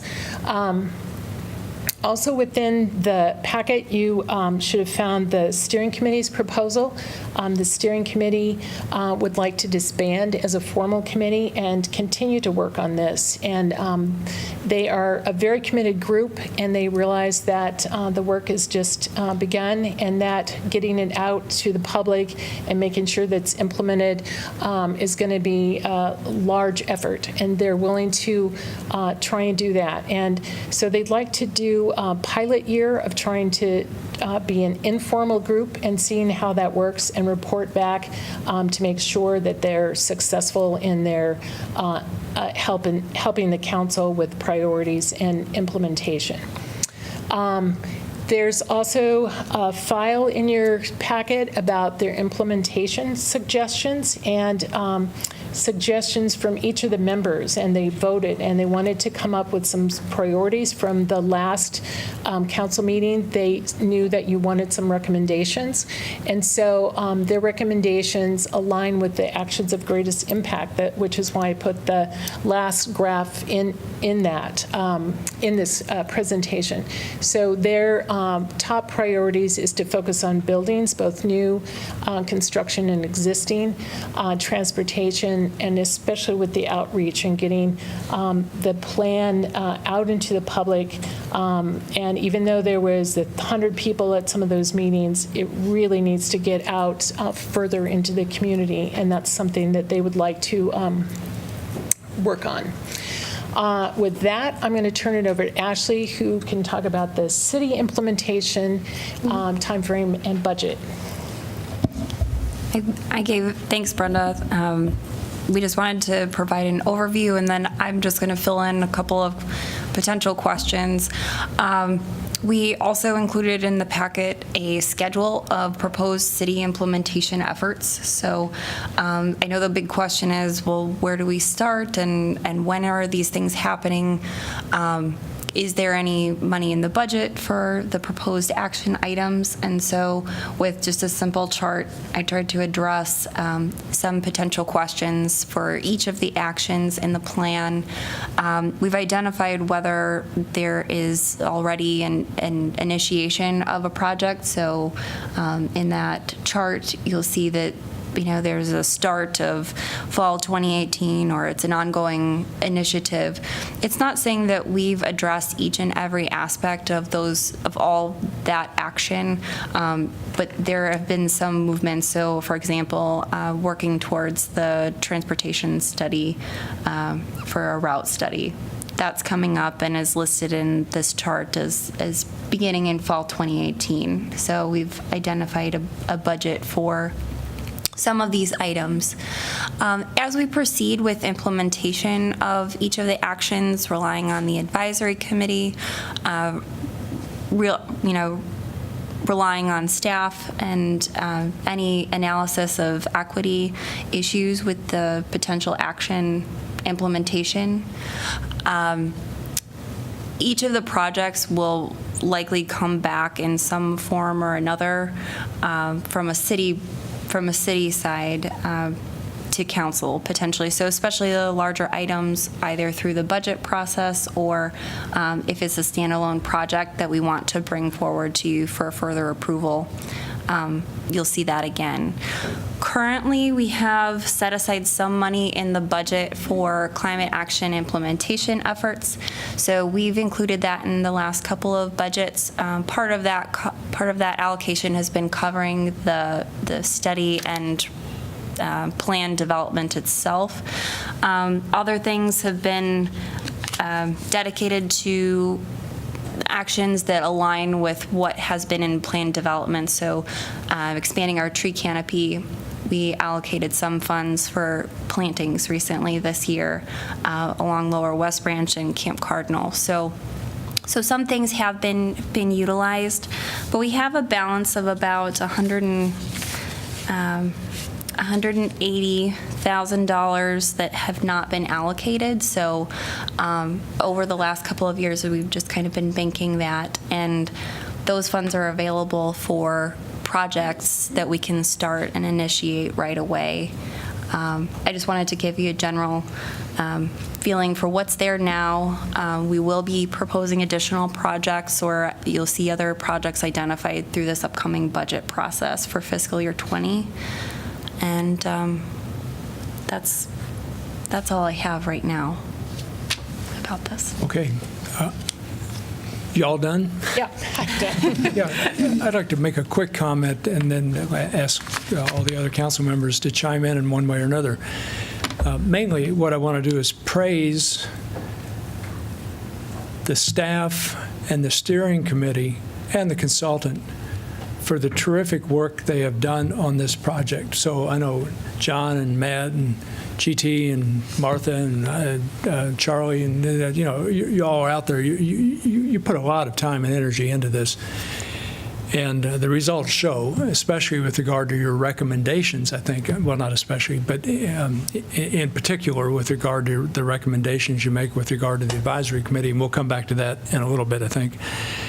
But I want to praise you and thank you for all the work you've put into this. Bravo. And the staff as well. I mean, Brenda, you did a lot of talking, but you've also done a huge amount of work for many, many years. And I saw the smile on your face when you came up. I think you feel pretty good about where we've gotten, and we know we have a lot more to do, but bravo to you. And Ashley, I know you've worked very hard on this to kind of get the whole thing, keep it going. So well done. But also there are others.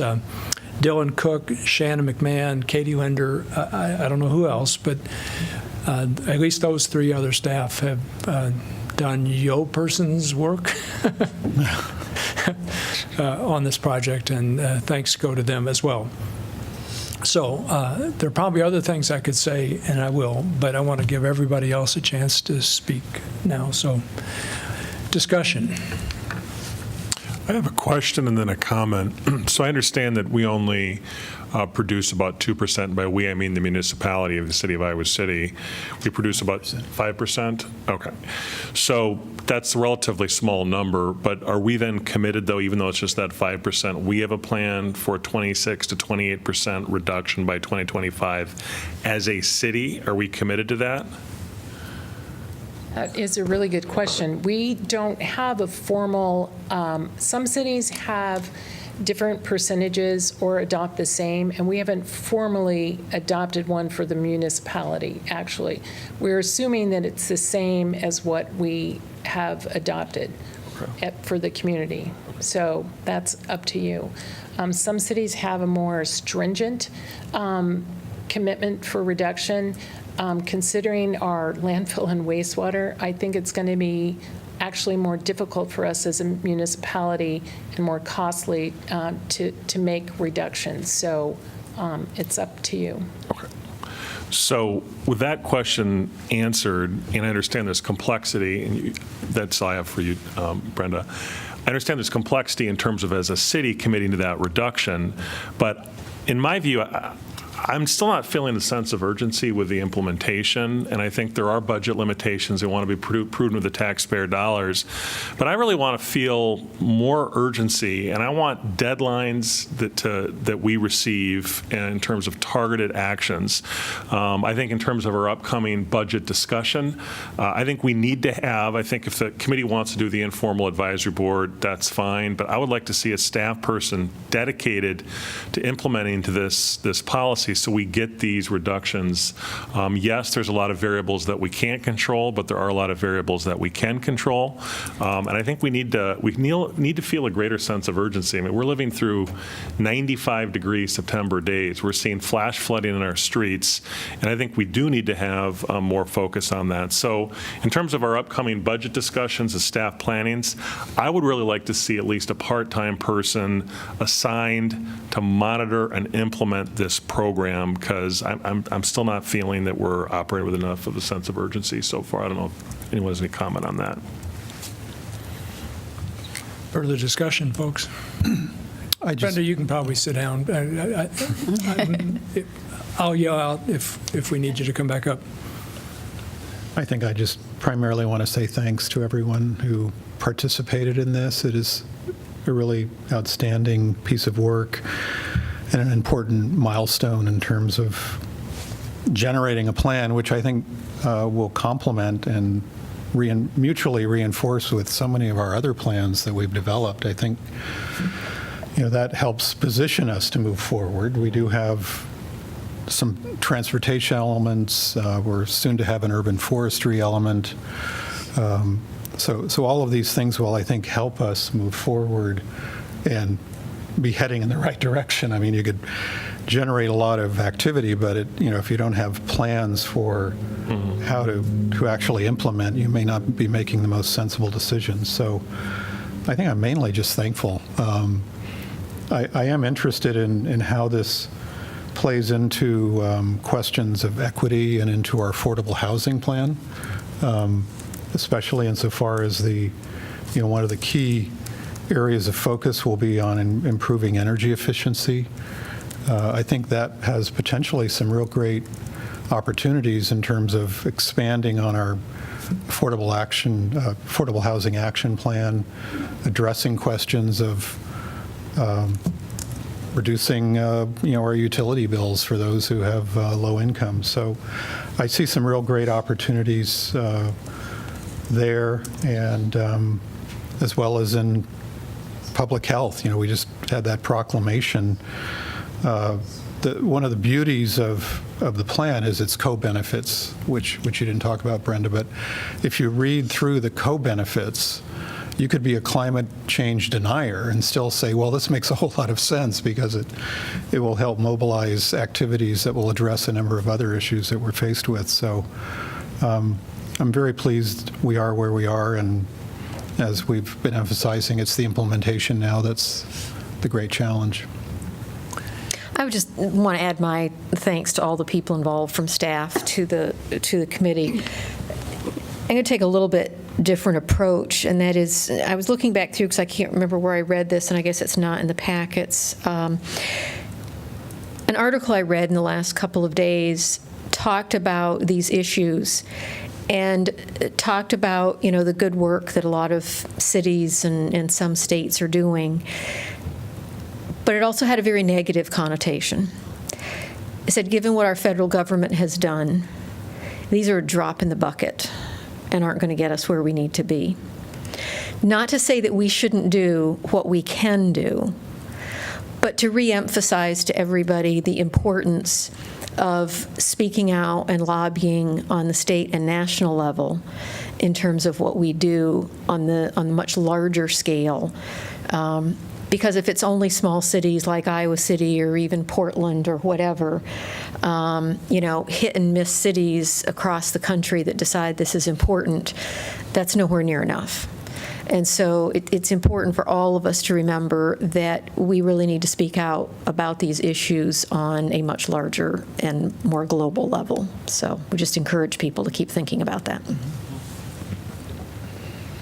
I don't know if, I don't want to speak for you, Susan, but I think I remember seeing something, the fact that since the U.S. pulled out of the Paris Agreement, but then it was up to the cities to fester up and do something, but that's not enough. Right. It would have been much better if the entire country would have been working on something like that. But I also would like to thank the steering committee. It was quite a process when we initially were sorting out through 35 or 40 applicants to try to get a group that could work together, but I think they proved that they did a good job. It was a very impressive process that led to the development. Also the consultant, that was very helpful. But some very key points were made, like the realities of climate change. That was very important, and I think your group has provided a nice framework for us to help reduce the greenhouse gas emissions, and also the stressing that it's going to be a collaborative effort, including, as Rockne's pointing out, the city. We need to do what we can, when we can, to lead the way, and I think that's going to be important. And the point was made that several of our plans and projects and policies connect to the environmental issues. I mean, that's evidenced even by talking about the tree canopy in our recent discussion about the emerald ash borer and what we can do about continuing to have a nice tree canopy in the city. So I think it all works together. So thank you for all the work that you did. I just think this is really outstanding and great work.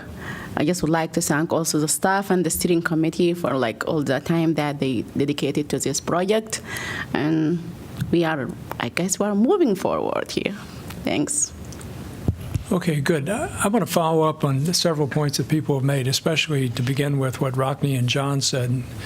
I think we have a terrific opportunity through the steering committee as reconstituted into an advisory board, but also with staff. We have an opportunity to focus attention on achieving much greater energy efficiency in existing buildings.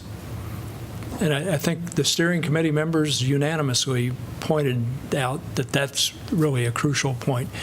And if we can find a way to reduce energy use within existing buildings, especially rental units, we will help. And if we really connect that to the affordable housing problem, we can find a way to deal with the split incentives problem that rental units have. And I think you all know what I'm talking about. But split incentives, somebody has to pay for investment into the energy efficiency within a rental unit, but somebody else often benefits from the investment. So you get the split incentive. And one could describe that differently, but that's pretty close. So that's something I think the advisory board could really rivet its attention on. How are we going to deal with that problem and link it to the affordable housing challenge? Then we can really, tie some things together that could really be fruitful. And that's linked to the fact that, Gustav, where are you? That's linked to the fact that so many of our rental units are occupied by students. And you're not going to invest in energy efficiency within the units that students rent. Somebody else has to. How can we enable that? How can we facilitate that? That's the nub of the thing. So, Rockne, if we wanted to focus attention on a crucial series of actions, that would be it, at least to begin with, right? So that's one thing. A second has to do with I want to thank the steering committee for meeting on the 10th of September and really working through ideas about priorities with regard to implementation and sharing your own personal ideas about what needs to be done. I really found it really beneficial to read through those statements. I noticed that 4 of you strongly encouraged the city to hire or pay for a staff person who would facilitate a lot of the work that cannot be done by one person. So Jeff and I have talked about that. I have shared my own personal views about it, and I'm sure we'll have further conversations about it. And let me think now. There's another point I want to make here. Hold on. Oh, yeah. So thank you for making those, the recommendations that you made. But the key one is to create an advisory board that is self-created, that appoints its own members, and so on, right? I mean, that's what I think I'm understanding. So I'm curious about how you propose to self-create and continue that advisory board, at least for the first year, which I guess is a test year. So do any of the board members or committee members want to help us understand how you propose to do that? Sure. Anyone else want to talk? You want me to do it? I don't see Ingrid here, so.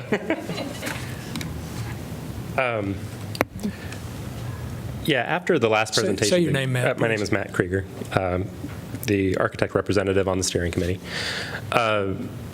Based on the comments we heard last time we presented to council, we did, and recommendations from city staff, we explored the idea of, do we maintain this city commission status, this, an official committee? Do we do it informally? And many deemed that there was some additional flexibility in being a self-appointed, self-governing board. And so that's one of the reasons we looked at doing that on an interim basis, a pilot year. we also asked everyone on the committee who wants to keep doing this, and the majority said yes, we want to keep doing this. And so of the 15-member board that is being recommended, a majority of those positions are already filled by members that you're already familiar with.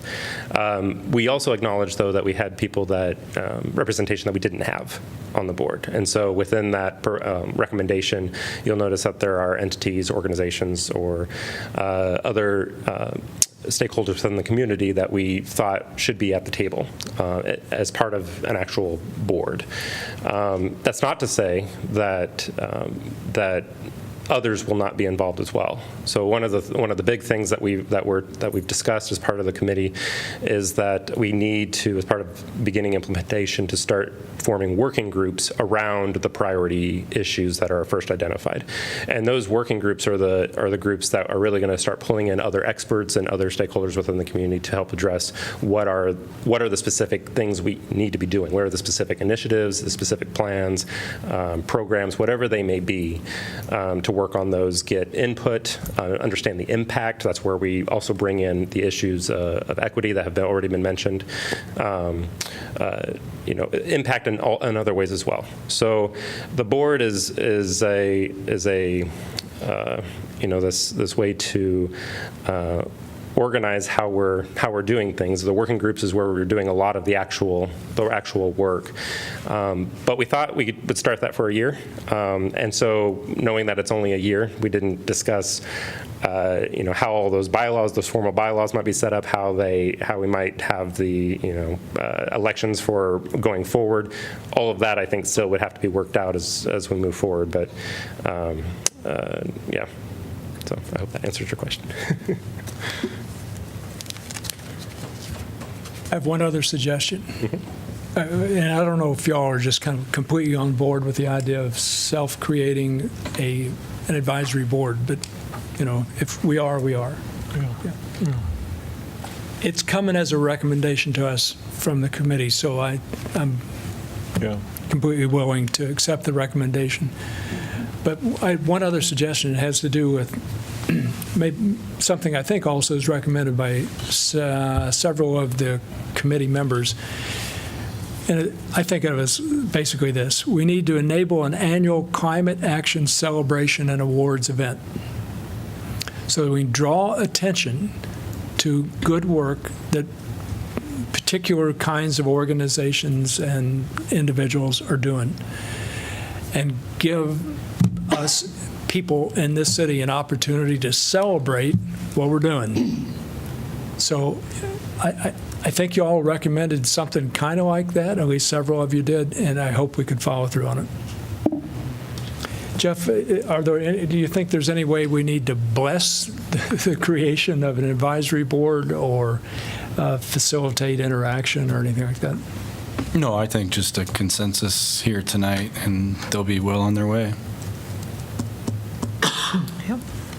Okay. Thanks, Matt. Thank you. Thanks to all of you. John, did you want to speak? Yeah.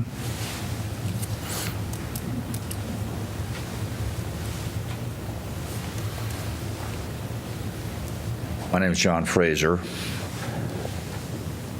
One of the key things about this group, in my opinion, is the passion that this group brings to this assignment.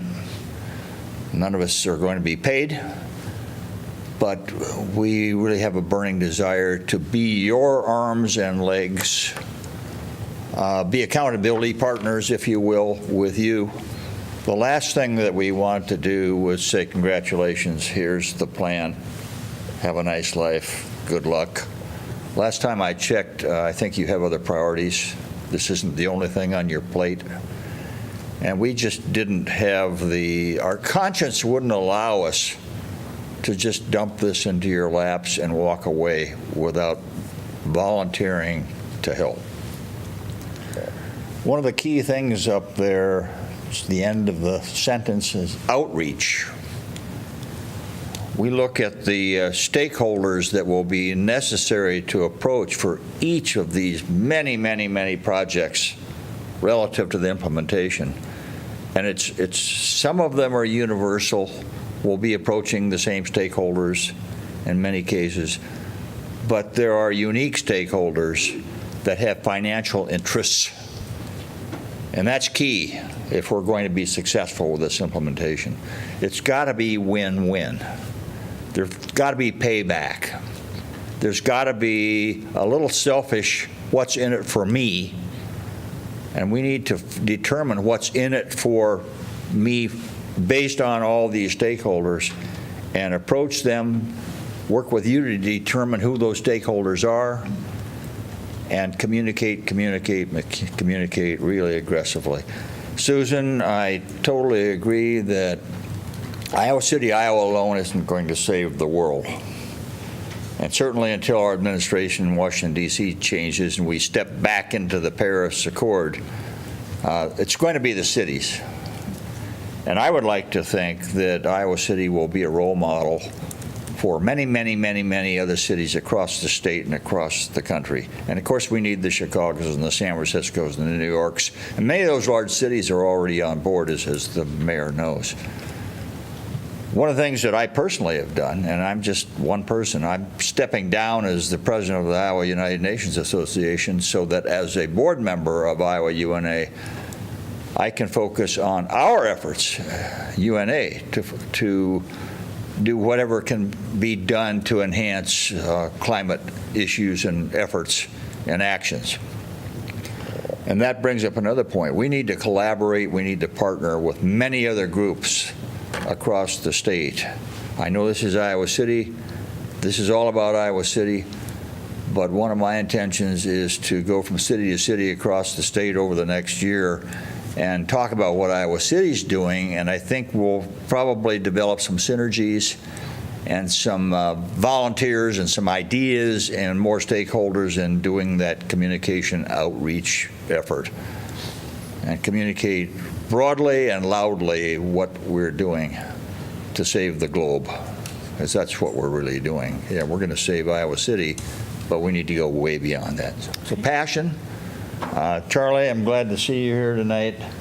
Charlie is a lot smarter than I will ever dream of being in these issues, and it's people like Charlie and people like Matt and everyone on this team that has the passion. We work for you, but we'll also maybe hold you accountable from time to time.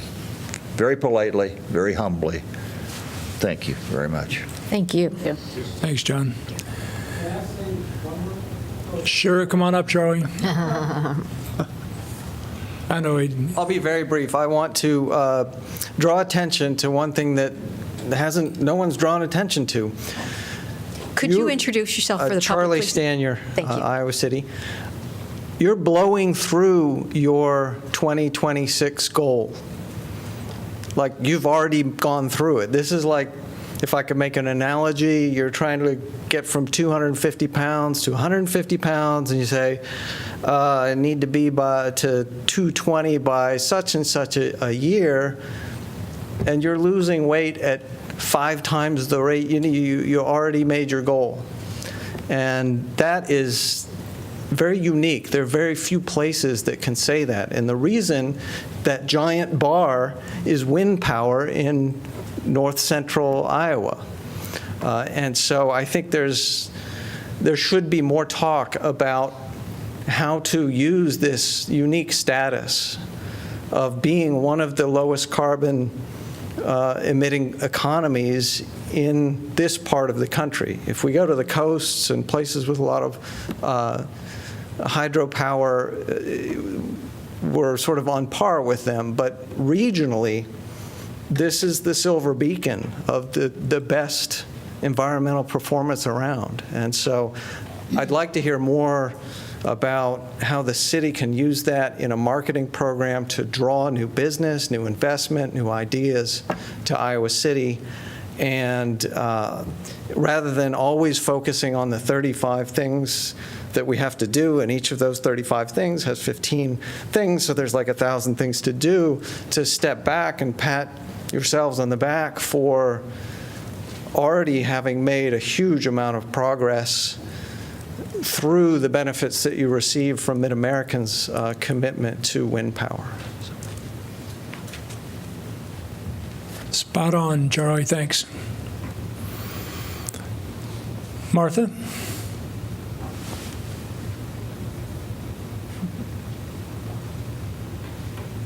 Martha Norbeck, I'm one of the committee members, and I believe Mayor Throgmorton, it was almost 2 years ago when you said this is not a technical problem, it's a cultural problem, and I still wholeheartedly endorse that perspective. So as a plan for the city, this is, I'm very excited about what the city has done, working within the departments, across every department, thinking through how are we going to implement this within our operations, how are we going to touch the things that we have the capacity to touch. The city has a really nice record of saying, this is our plan, we're going to do it, and methodically working through those plans. And so from that perspective, I have a lot of optimism. The other part is how this plan is completely different from any other plan the city has undertaken. Because now you're saying, this municipality that only directly influences 6% or a little less of our greenhouse gas emissions, now we want to somehow get the other 75,000 people to buy in.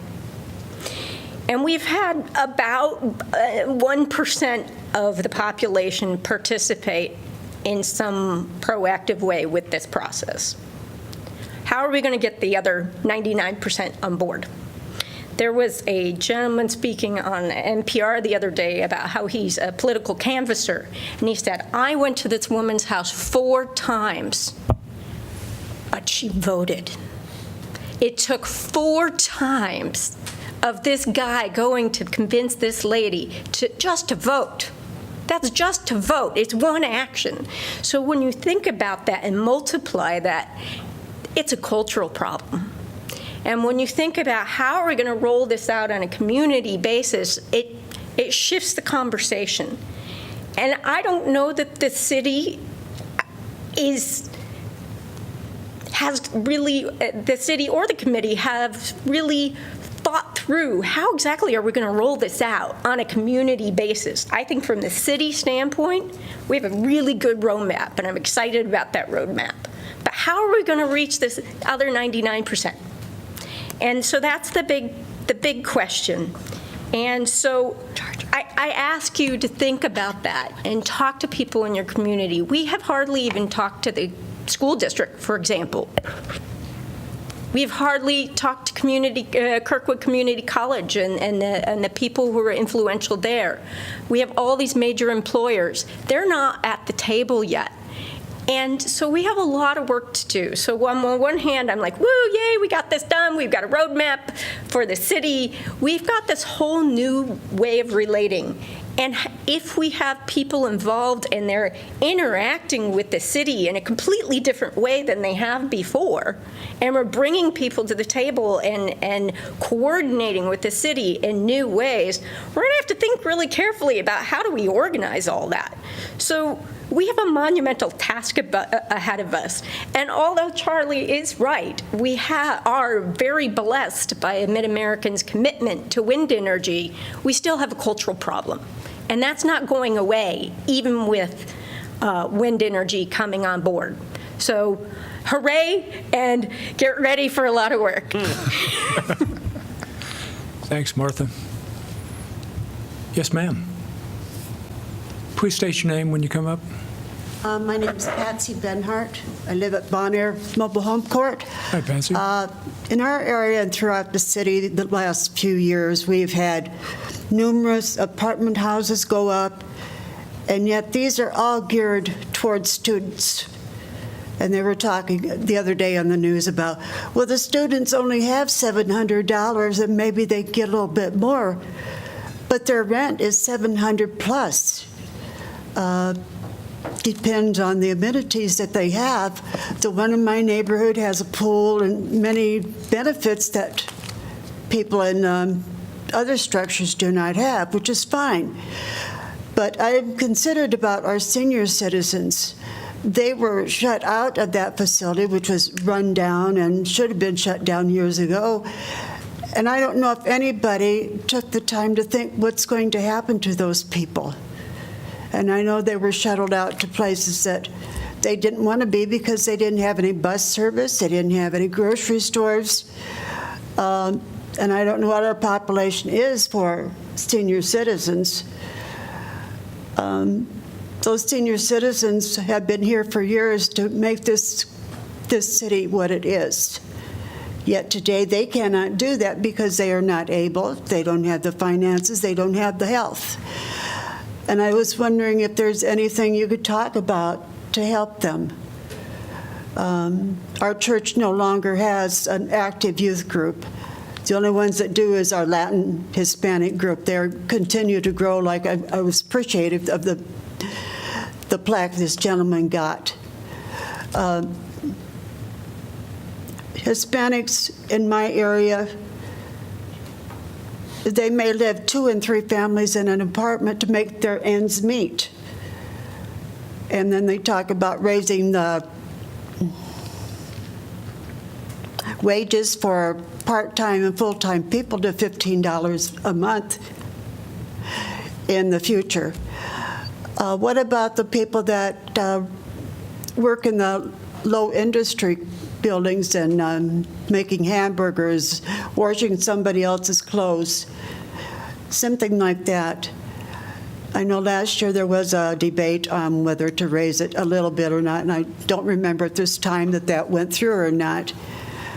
But these people on both ends of the criteria, they need to be thought about too. Thank you, Patsy. You're welcome. Thanks so much for coming and speaking. You raise many issues that go pretty well beyond the boundaries of the topic we're actually addressing, but still what you said about lower income people or people who maybe don't speak English or elderly people who live in rental units or whatever, they all could be aided in one way or another by us finding a way to connect our climate action efforts to them where they live. So maybe we can figure out how to do that too.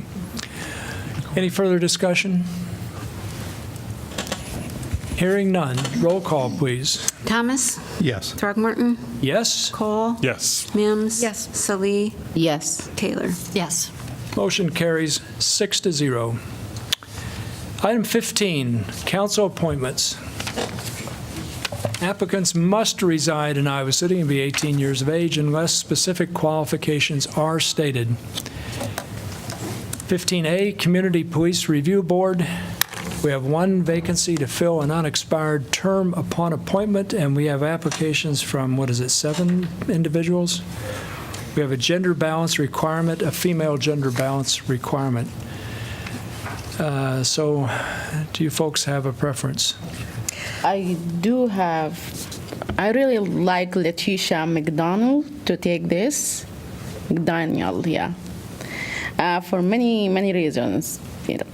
That she, on her application, she being really community organizing, she being like acting or involving with a lot of people from different backgrounds. And also she is LGBTQ community that she was helping them too, and she been involved with Black Voice Project, CWJ, and WRAC, and she been really advocate for, just for those people and the interaction between the minority and the police. I think she will be great at, and she's a woman. Yeah, we have to put a woman. I thought Jessica Ferdig was interesting. She's a research associate. She's bilingual. She's done a lot with underrepresented populations, public health background. I thought it just brings kind of a different perspective. We talk about diverse representations. We do have 2 African Americans already on the commission, so I wasn't quite as concerned about the racial balance because we already have 2 out of 5. So I thought Jessica brought a little different and younger. I think we've got, trying to blank, who's the young woman that's on there now? Vanessa? No. Monique, yeah, young African American woman. That's right, Monique is on there. in general, I don't know, I just thought she, with her public health background and, again, bilingual, she's worked with a lot of different populations as well. She's bilingual in English and Spanish, isn't that right? Yeah. Yep. I think by language, I was in the police review board, but I being like, I speak Arabic too, and by language, I don't think this is really helping a lot. And the police, I know that there is 2 African American, but how long the police citizen review board having more white people than African American in the past? I think it was a lot. Since they started, they have a lot of more white than black. When I was there, Royson and I were the only minority was in the board. I think it is time for those people because, and what the purpose of the police review board, the people who are really direct affected by it is the minority and African American. And bringing people who being contacted directly with those people, it will help a lot to achieve the mission and the goal of the police review board. I would agree with Maz. Letitia is extremely articulate advocate. She presents herself very well. She sort of tells it like she sees it. And I think she would be a great addition. And I think along that point, I think it would be great if, I don't know how many times historically we've had minority-majority boards, but I think let's make history and let's do that. I think this would be a great opportunity to get that done. I think she'd be a good common sense advocate for people from throughout the community. So I'd support Letitia. I'd like to thank all 3 of the women that applied. I think Laura Kennedy would also be good. She'd provide a nice perspective. Older female, been in Iowa City over 30 years. The only thing was that she'd said she'd eager to learn more about the board, whereas Jessica seemed to have a knowledge of the board and what it does. But what I liked about Letitia was that she'd said that she's actually attended some of the meetings and is acquainted with the members on there. And she would be replacing Royce-Ann, so it just seemed would be a natural fit to replace Royce-Ann with Letitia. Mm-hmm. Yeah, I'd also like to thank all 3 applicants, and Lori called me. I don't know if she called anyone else. Yeah, she phoned me. I always appreciate that. I don't know any one of the applicants personally, but I can see where Letitia has, with her familiarity with many of the issues and her acquaintance with current and former members of the CPRD, that there would be some benefit to that. It sounds like 4 people in favor of Letitia McDaniel. I'd like to say with regard to Jessica Fertig that her experience in immigration processes in the legal system probably would be of great benefit. Her bilinguality in English and Spanish would probably be a great benefit for anybody from the Hispanic community who gets involved in the community police review boards processes and would like to be able to talk to somebody on the board who speaks Spanish. I understand Maz's point about Arabic, and surely there were some members of the community who would probably have preferred to speak Arabic at certain moments, but so it's just a similar kind of point. But anyhow, I think there's a decision, 4 people at least in favor of appointing Letitia McDaniel. I just make one further comment, and I may take some heat for this, but so be it. I'm friends with Letitia on Facebook, so I see a lot of her postings, and that's fine. One comment she made in here that does bother me, it says, I've been organizing in Iowa City around issues of police brutality / accountability, ... I do not believe when you look at our Community Police Review Board and other issues in our community that there is a documented or significant issue of police brutality. When you look at the complaints that we have had to the Community Police Review Board, and you look at the resolution of those, the 5 members of that board have there have been very few complaints that have been sustained. And I don't recall, in the 9 years that I have been on council, any that were related to police brutality. And so I just hope with her appointment that she is able to come in with a more objective viewpoint than what I see her at least partially portraying in her reasoning for being selected. I don't deny police brutality across this country, believe me, but when people start referring specifically that to the Iowa City Police Department, I do not believe that there is documentation to prove that in any manner, or certainly any significant manner, and that bothers me. I think to that point, though, is that maybe she could use Iowa City as an example to address it nationally. So I don't think that necessarily precludes that she couldn't be objective, that she could. No, I'm just saying I hope she can be, because she's saying she's been organizing in Iowa City around issues of police brutality, so. But she did not say like she found some of them. She just said like. She was involved in a lot of the Ferguson Yes. organizing, I think. Yeah. Mhm.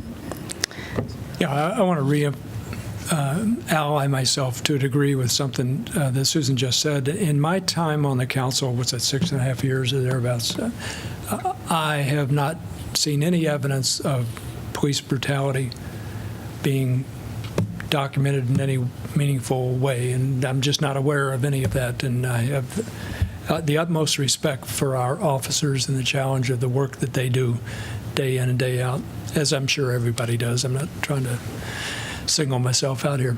Okay, can we turn to the Senior Center Commission? We have 3 applications to fill 1 unexpired term with no gender balance requirement.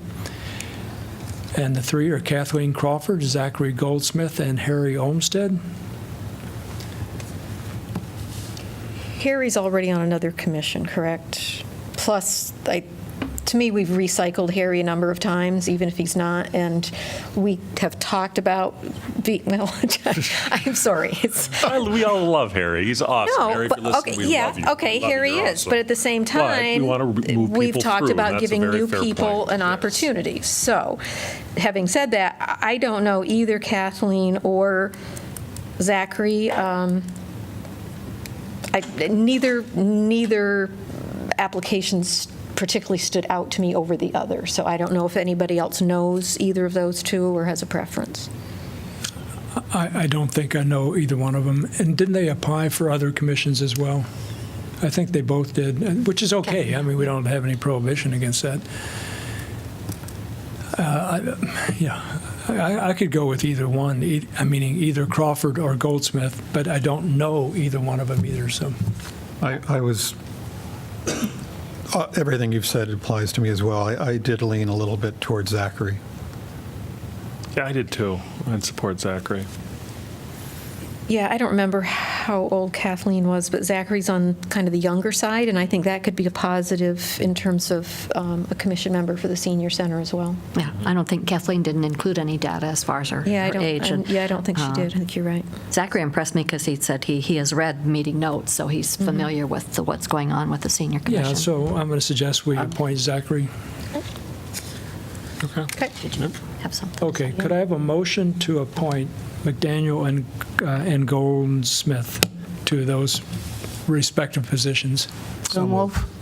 Moved by Second. Solis, seconded by Cole. Is that okay? Yes, Thomas.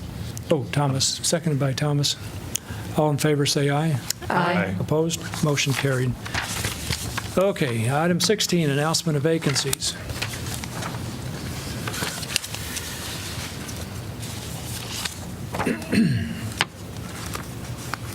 Okay, we have 1 vacancy to fill a 4-year term on the Airport Commission, 2 vacancies to fill 5-year terms on the Airport Zoning Board of Adjustment, 1 vacancy to fill a 3-year term on the Historic Preservation's East College Street District, and 1 vacancy to fill a 3-year term on the Commission's Jefferson Street District, and 2 vacancies to fill 3-year terms on the Telecommunications Commission. Vacancies will remain open until filled. Item 17, community comment.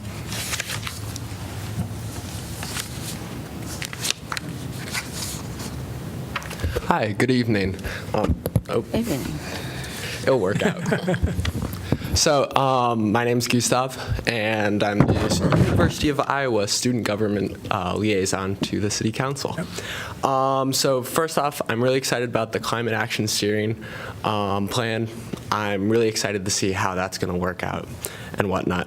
And then recently, through collaborations with Iowa City Downtown District, Campus Activities Board, and UISG, we are funding Campus Activities Board to work closely with the Downtown District to increase student-oriented events downtown. Hopefully that will help out with alcohol harm reduction and provide more student-oriented events and kind of bring the uniqueness of downtown to the student population. Next, tomorrow at 7 p.m., UISG is going to host an Iowa City Council election forum. It's pretty much like it was last year if you went to that. That's going to be in the Iowa Theater, IMU. It was a great event last year. And it's just a good way to get to know the candidates for students and have the event on campus, so it's outreaching and hopefully getting more students engaged in the election process. Gustav, would you say again when that will occur? Yes, it will be 7 p.m. tomorrow in the Iowa Theater in the Iowa Memorial Union. And if you have any questions about that event, you can reach out to me at my email, gustav-stewart@uiowa.edu. And then I'm going to make I feel like I have a lot today, but I'm going to make a personal pitch. I'm the president of an organization on campus called Bike Friends. We are a recreational bike club, and this Friday, from 2 to 4 p.m., we're going to be hosting the Free Fall Bike Checkup. So what that is, we bring local shops onto campus to basically provide free basic maintenance for students and the community to bring their bikes, and that's going to be at the North Library Plaza if anyone's interested. All right, thank you. Thanks, Gustav. Okay, item 18, City Council information. Susan, could we start with you, and we'll move to the right, going down this way? Sure, just a couple of upcoming things. October 1st, the Home Builders Association is having kind of an open house at the student-built home from 3 to 5 p.m. at 1881 Dickinson Lane. So if anybody can make it to that. And then ICAD has their annual meeting on October 11th from 7:30 to 9 a.m. at Big Grove. And Kelly, would you RSVP for me, please? I don't know if anybody else plans to go. You said when? The ICAD annual meeting is 7:30 to 9 a.m. on October 11th. 11. Okay, I think. Just let Kelly know if you want to go, because we need to RSVP. I want to go to that, too. Yeah, I want to. Big Grove, right? Okay. Pauline? Past event, I know I saw Jim and John, and probably Rockney, because he has a child there, the Longfellow 100-year celebration, which was a very nice event, ribbon-cutting dedication of the remodeled building, and of course the mayor gave a nice speech, and the school board gave some speeches, but the really memorable part of it was in their media center, had photos going way back to the early 1900s, and it was really fun, and saw a lot of people going back, oh, there's mom's picture, oh, there's grandma's picture, and just a lot of fun. There was like a newscaster from KGAN, somebody found his picture in there and nobody realized he'd gone there. So that was really kind of fun to see that. And that was a great event. And so that was good. Coming up, of course, also on October 1st is the actual service begins for the 380 Express. But I think you all perhaps got the invitation for the event, the pre-launch party, which will be Friday, September 28th, to raise awareness about it. They're inviting people to join them. You can start and stop at any number of times. Did everybody get the emails? I won't reiterate the times unless you want. It's going to actually start at 9:30, meeting at the Cedar Rapids Ground Transportation Center, and depart from Cedar Rapids at 10. 10:45, though, it's going to arrive at the Iowa River Landing for the Coralville stop. Media will be there. 11 o'clock, the downtown Iowa City Court Street location. 11:20, depart that, head back up to Cedar Rapids, and then by noon, and then by 12:15, come back to Iowa City, and 1 o'clock arrive at Iowa City Court Street. So there's different times during the day that you can get on or off, or just be there to cheer them on. So should be a really fun event. And I heard on the news last night they were hoping or expecting to get at least 500 riders from the back and forth, not all at one time, obviously on the bus, but and help decrease some of the transportation on 380. So that'll be great. So that's kind of fun coming up. Okay. Mazu? Actually, I really don't have. I always forget when it comes to this. Even though I feel like I'm busy, I'm going to a lot of events, but I forget them. Anyway, I think tomorrow I have to be at KXIC radio in the morning at 8 o'clock in the morning. And also, I would like just to tell you about the campaign. Hold on. Campaign Forum for City Council. Please come and meet the candidate and ask questions on 27 at 6 o'clock at CWJ. And on the 28th, we have immigration clarification about the law that Trump have for immigrants who receive, low-income immigrants who receive benefit. Maybe they are not going to have a pass to the citizenship. So Dan Vander, he volunteered to come to Pheasant Ridge Neighborhood Center so can explain to the public what that means. I guess that's all the event that I'm going to go to. Maz, did you say the CWJ Meet the Candidates event was on the 27th at 7 p.m.? Yep, 27 at 7 p.m. Yeah, Yes, thanks. 6 p.m. 6? Right, Bruce? 6 p.m. 6 p.m. 6 p.m. Yeah. Thanks. Rockne? I just want to talk about a past event that I briefly mentioned during our joint meeting. This past Sunday, there was something called Farm Tour that was put on by one of my favorite organizations, the Iowa City Bike Library. And, sometimes on council, I think sometimes the best thing to do is just let our fantastic nonprofit organizations do their work. And I think Bike Library, in terms of what they do in terms of community building, exercise, transportation equity, this event was just fantastic. It was organized. Essentially, there was various options. There was a short option, an intermediate option, and a long option. You could go up to 40 miles. We did a 22-mile option and did pretty well. My wife and daughter were on a tandem, and they survived. There wasn't too much complaining. But we also got to tour the Poor Farm, and I hope you and the city of Iowa City will go out and try to visit there. Call ahead to the county first to see if you can maybe get a tour with a group. But what they are doing out there is just phenomenal. And the thing about the Poor Farm that a lot of people forget, as we mentioned during the Johnson County joint meeting, is that it is actually part of the city of Iowa City. So sort of moving forward, hopefully we'll have some strategic opportunities to work with them on that, because that farm is really starting to hit on all cylinders. They have immigrant justice groups growing food out there. They have nonprofits, Grow Johnson County. It is just phenomenal. So if you ever mark it for 2019, the Iowa City Farm Tour, fabulous event. Stay tuned for the Iowa City Bike Library in terms of everything they're doing. It's just really good to see an event with so much going wrong in this world, an event that went 100% right, a lot of fun, good exercise, great time, and ended at Big Grove. Doesn't get better than that. Once I get to my update on the City of Literature Board, I'll have some other good events soon. So, just a couple of events, one that just happened and then one coming up. This past Sunday, the city sponsored a party in the park at North Market Square, which was kind of, it's sort of has the same title as the summer events, but it's really a different event. It's in the parks when school is in session, so you have, and they're planned in parks, which are kind of, within the sphere of influence of the university. So you have, part of the goal of it is to have an opportunity for neighbors to engage with the students who live in their neighborhood. And the food is, there's more of a food orientation to it. It's not ice cream, it's actual reasonable and very healthy foods. A number of organizations were represented, Backyard Abundance, New Pioneer, Food to Table. So there was almost like a marketplace effect that took place.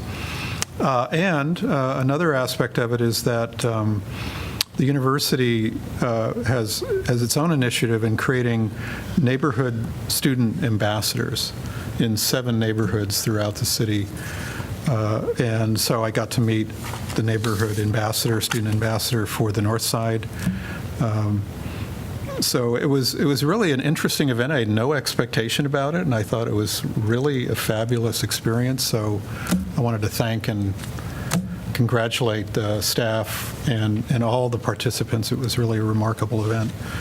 And then looking forward, on the 29th, the University of Iowa is having a symposium on public art at the Arts West building from 9 a.m. to 4 p.m. That sounds like a very interesting event. I mean, we're seeing lots of really good public art, our murals, for example. And this will be bringing in public artists from various parts of the country. So it should promises to be a very interesting experience, very enjoyable experience, and seeing how public art is being practiced, across the country in terms of promoting community value, sense of place, things of that sort. Okay, several things. On September the 6th, Susan and I participated in a guided tour with our state legislators, 3 of them now, part of our delegation.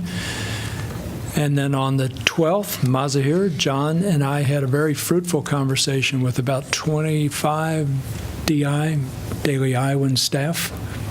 Really interesting conversation. On the 20th, looking ahead, on the 20th, I'm going to be meeting with the new CEO of Mercy Hospital to talk about this and that.